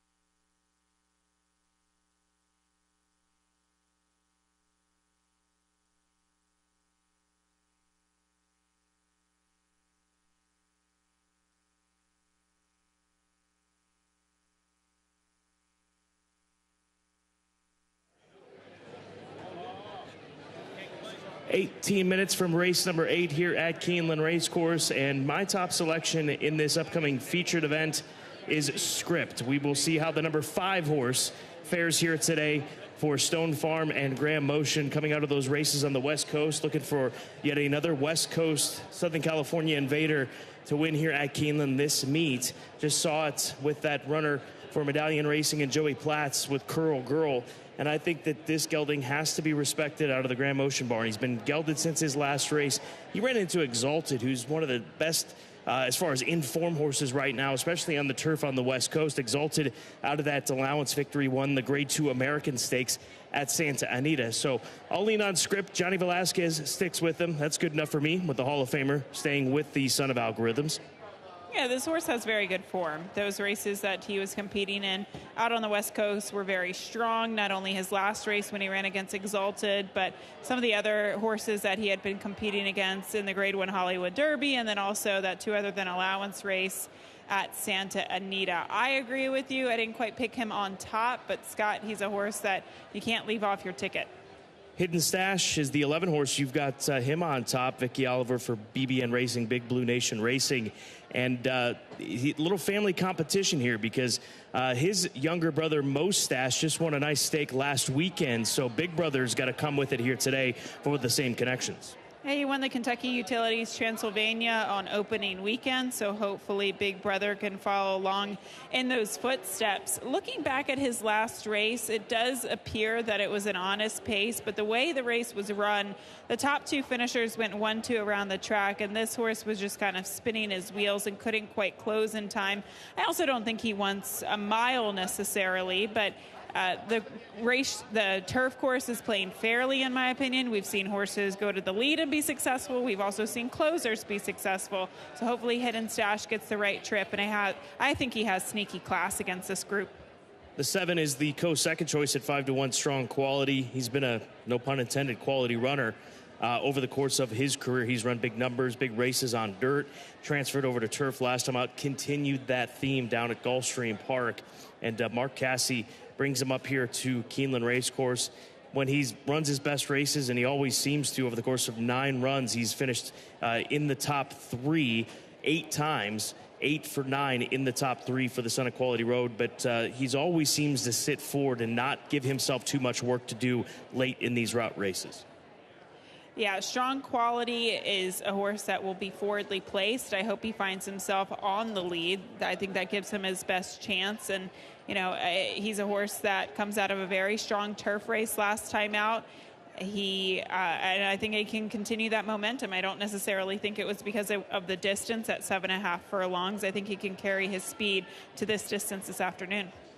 And then finally, the favorite, that is Verbal for Juddmonte and trainer Chad Brown. This is a horse that only has run a couple of times, really comparatively speaking.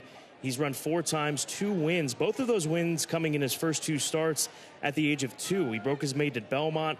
Then he won the Grade 3 Cecil B. DeMille, part of the Bing Crosby / fall meet at Del Mar.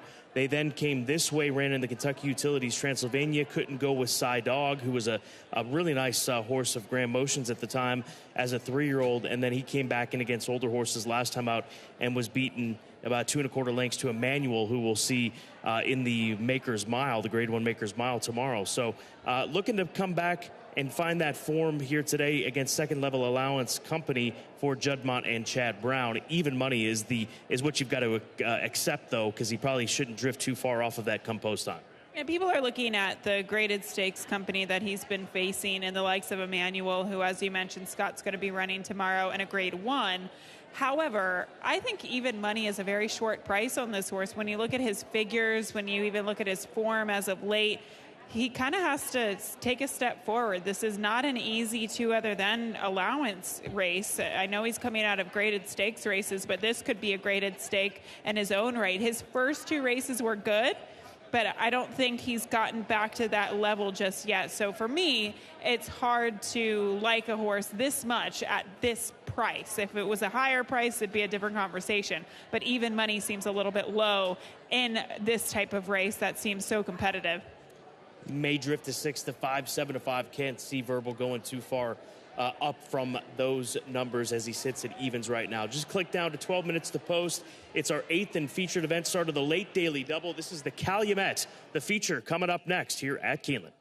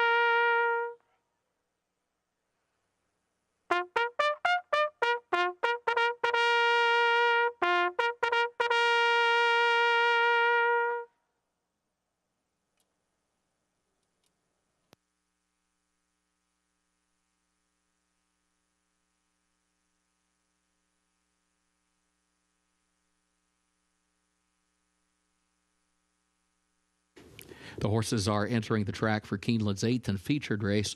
The Calumet, an allowance for 4-year-olds and up, 1 mile and a 16th over the turf listed good, rail at 30 feet. This will start the last of the day's rolling doubles. A reminder, scratch the 10 Nautilus. Also scratch the also eligibles 13 through 16. Post time, 6 minutes away.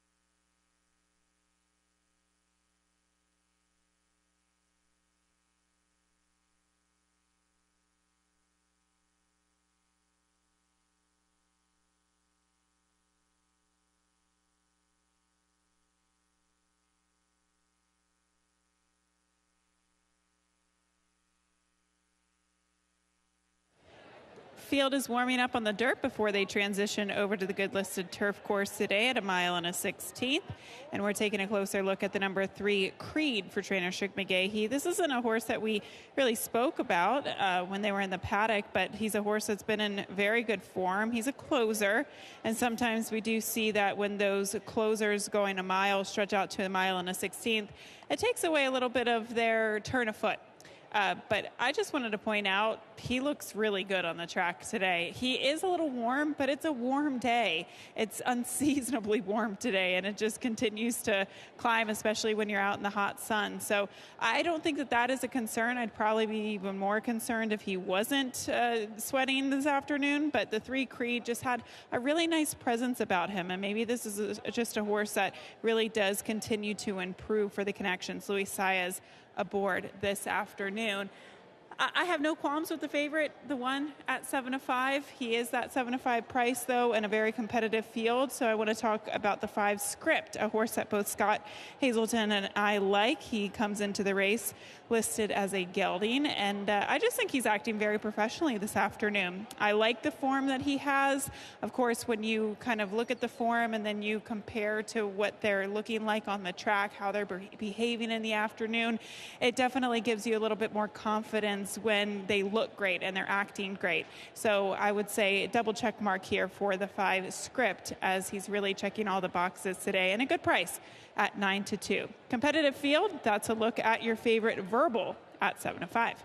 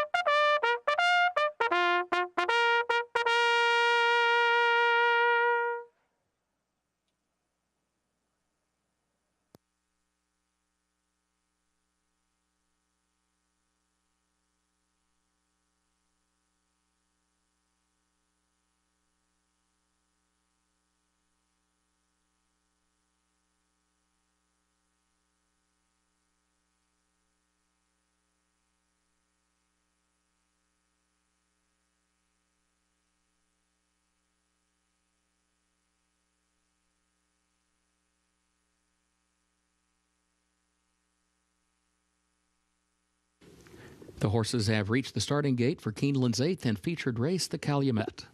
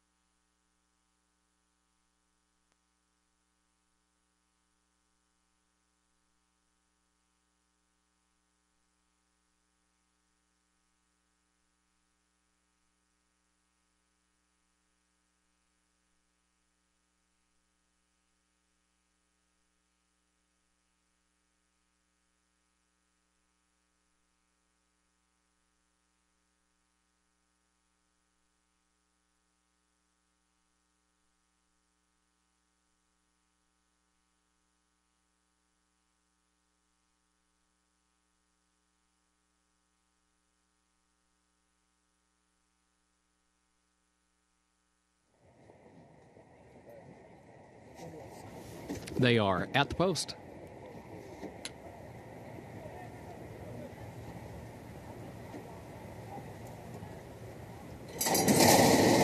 And they're off.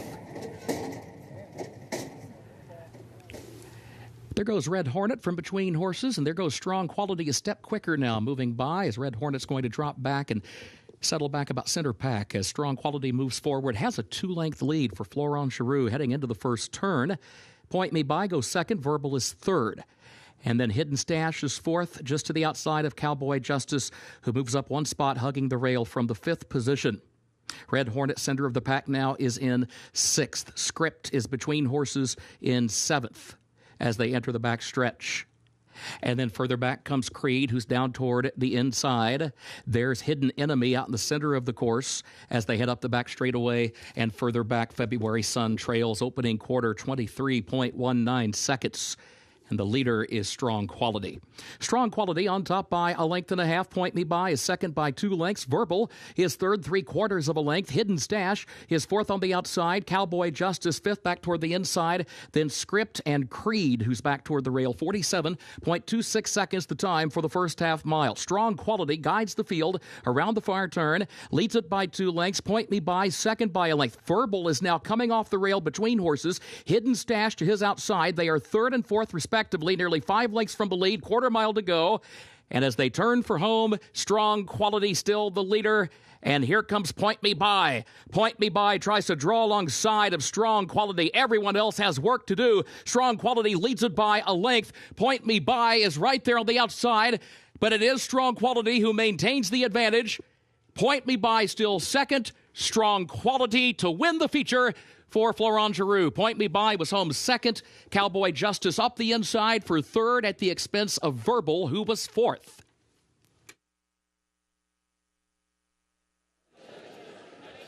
7-6-2-1 as Strong Quality, the big son of Quality Road, able to keep on going. Those big long strides coming into full effect here today for Gary Barber and Kinsman Stable. That's back-to-back wins on grass. One at Gulfstream, now here at Keeneland. This horse was good on the dirt. He may be even better on the turf. He has so many options. That just speaks to his versatility. And this was a great ride by Florent Giroux, just going to the lead in a somewhat slower pace and taking the field gate to wire.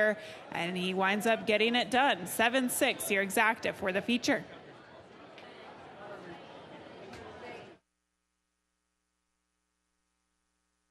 Photo for show. Hold all tickets.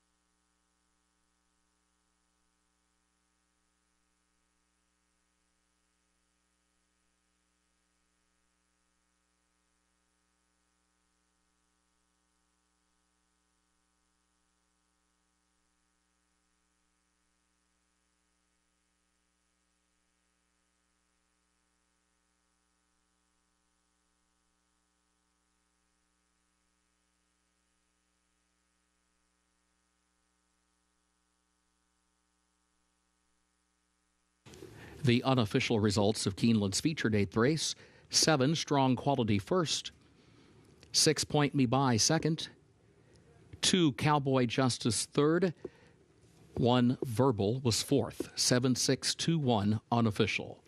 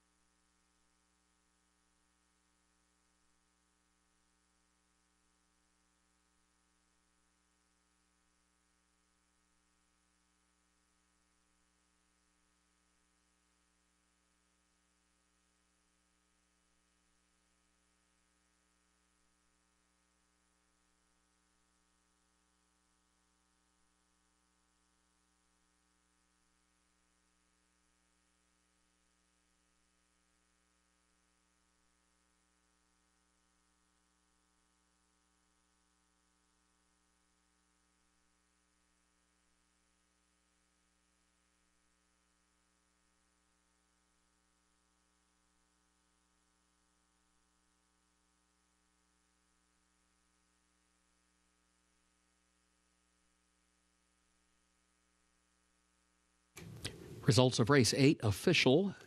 7-6-2-1 the official results. In the winner's circle now, official winner of the featured 8th, the Calumet 7 Strong Quality. Owned by Gary Barber and Kinsman Stable of Jessica Steinbrenner, Harold Steinbrenner, and Jennifer Swindle. Mark Cassie is the trainer and Florent Giroux is the jockey. Strong Quality, 4-year-old son of Quality Road out of Tis So Sweet by Tis Now, bred in Kentucky by Kinsman Farm. Mile and a 16th over the turf listed good, 1 minute 41.43 seconds.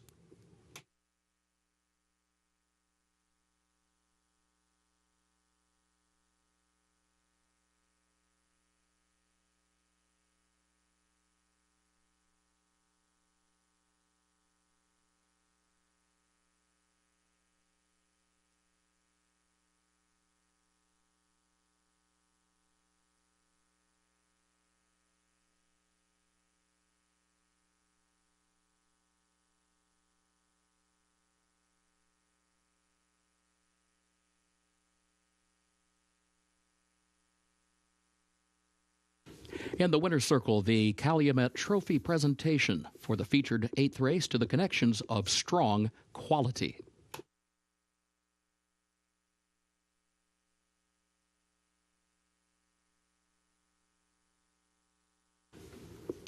Ninth and final race upcoming. Main track is fast. Carryover for the Toyota Super High 5, $9,323. Scratch number 3, Rounder. Again, scratch the 3, Rounder. Corrected weight for the 5, working from home, 118 pounds. Number 5, working from home, corrected weight, 118 pounds. Jockey, a double bug apprentice.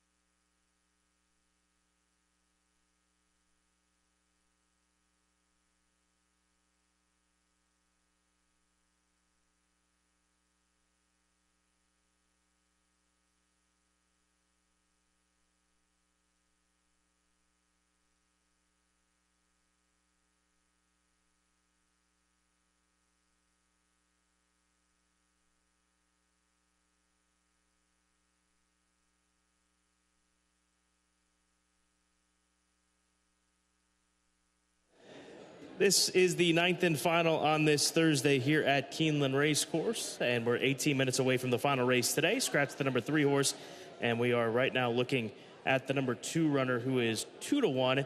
That is the favorites right now. Lord Donegal for Donegal Racing, Brad Cox.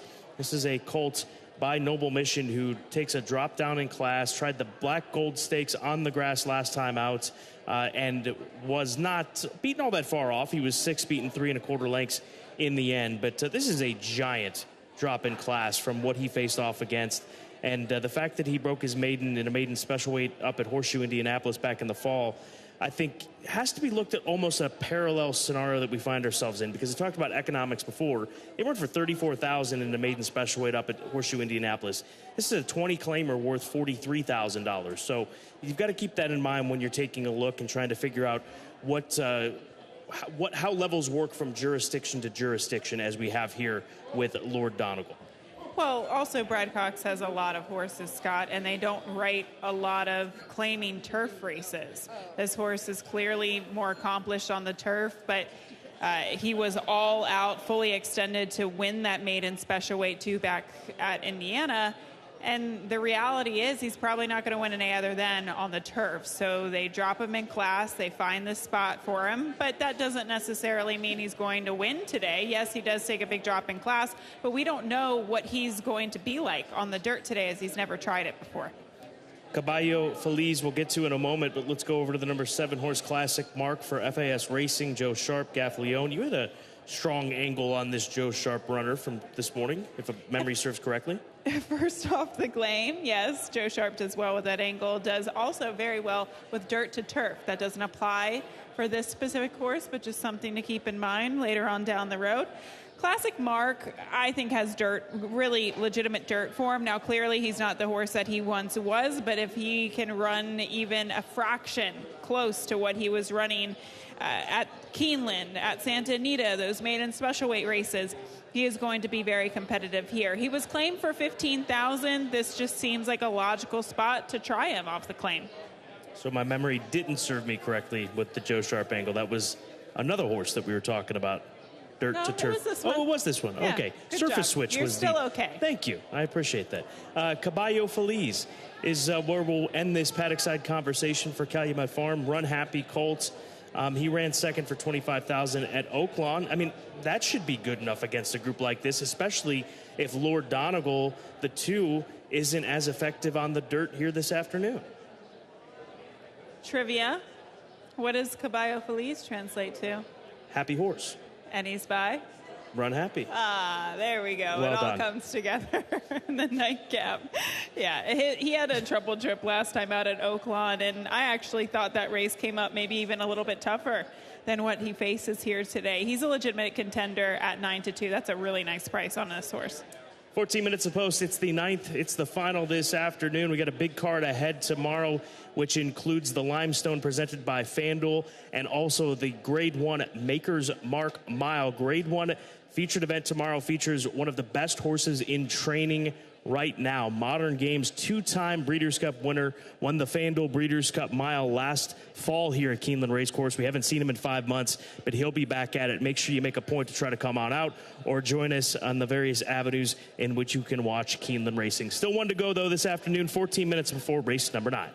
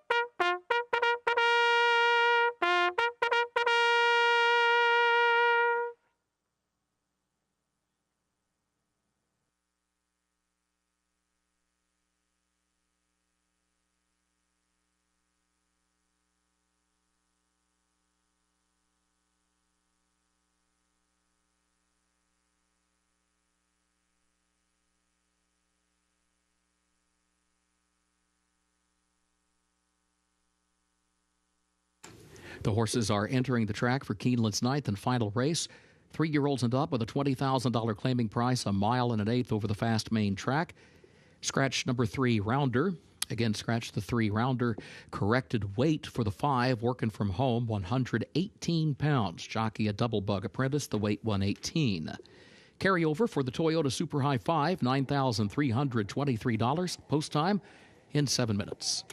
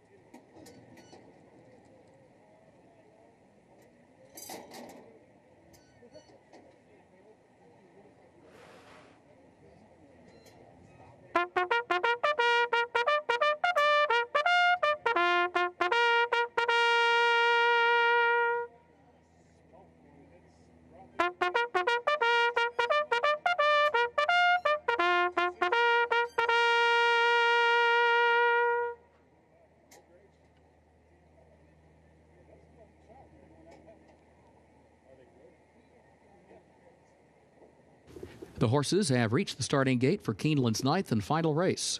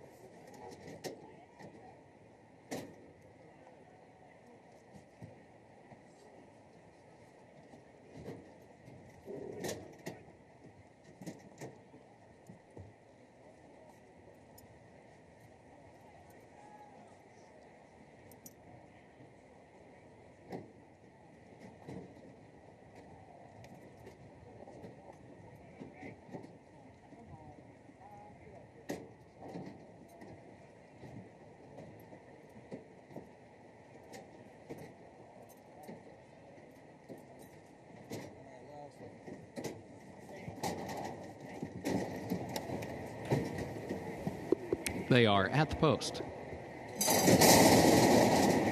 And they're off.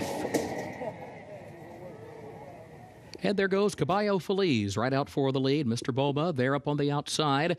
And then River Boy away running in third position between horses, followed by Lord Donegal back toward the inside.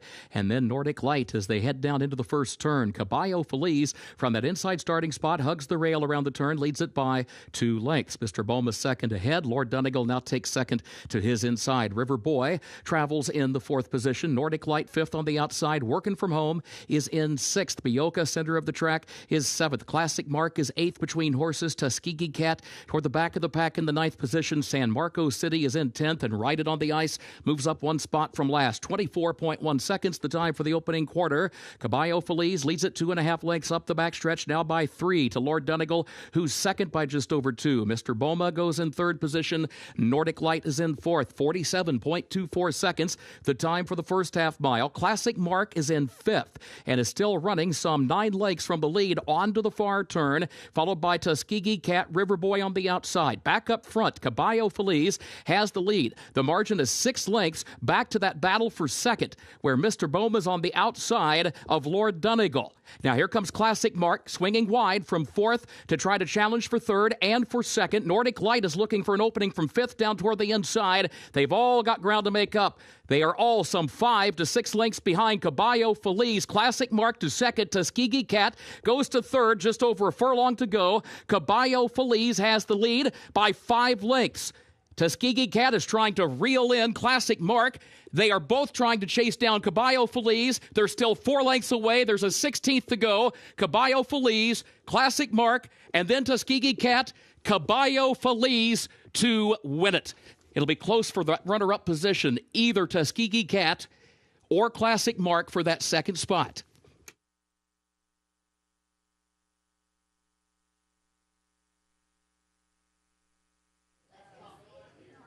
Caballo Feliz happy out on the front end, and he was able to find something left. At this point, Brian Hernandez trying to get him to switch to the proper lead, and it looked like he was going to run out of gas. But the good news for him, the rest of them had run out of gas as well, and he was able to maintain that most of that advantage that he had carved out by setting some pretty quick fractions for the level and for the distance. That's actually how he broke his maiden, too. He opened up on the field by 3 lengths, and when gate to wire today, he opened up a little bit more than that, but hung on in the end under Brian Hernandez Jr. for Calumet Farm and trainer Kenny McPeak. Congratulations to the connections. The 1 gets the nightcap.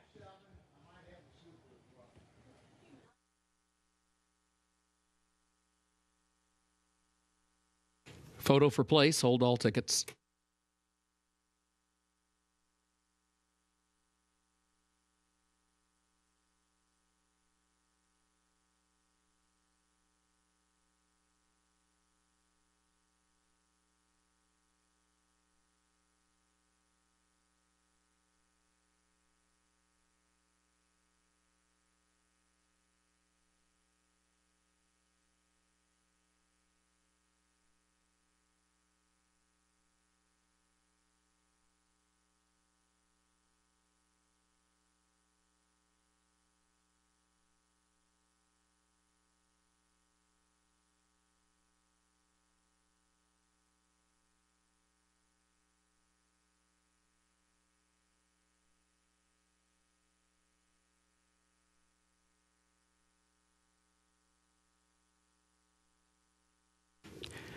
The unofficial results of Keeneland's ninth and final race.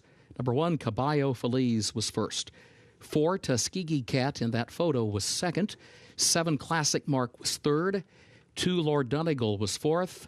9, Nordic Light fifth. 1, 4, 7, 2, 9, unofficial.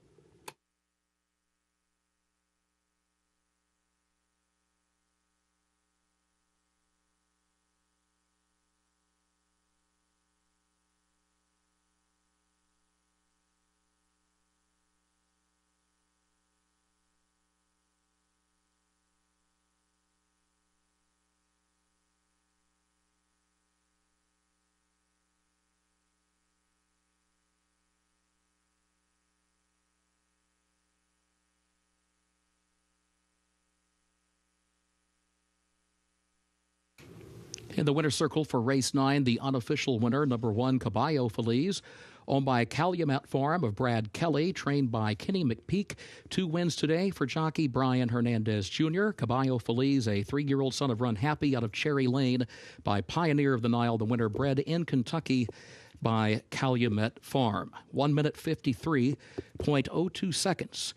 The time for the 9 furlongs over the fast main track. 2 wins today for Calumet as owner and as breeder.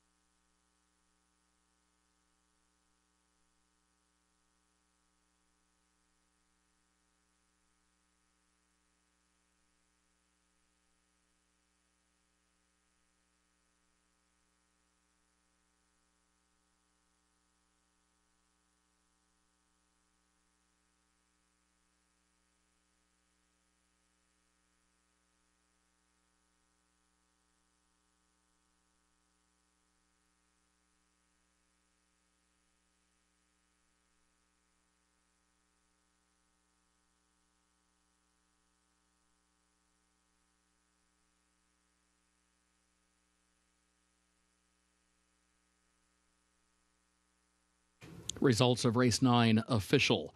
14729, the official results.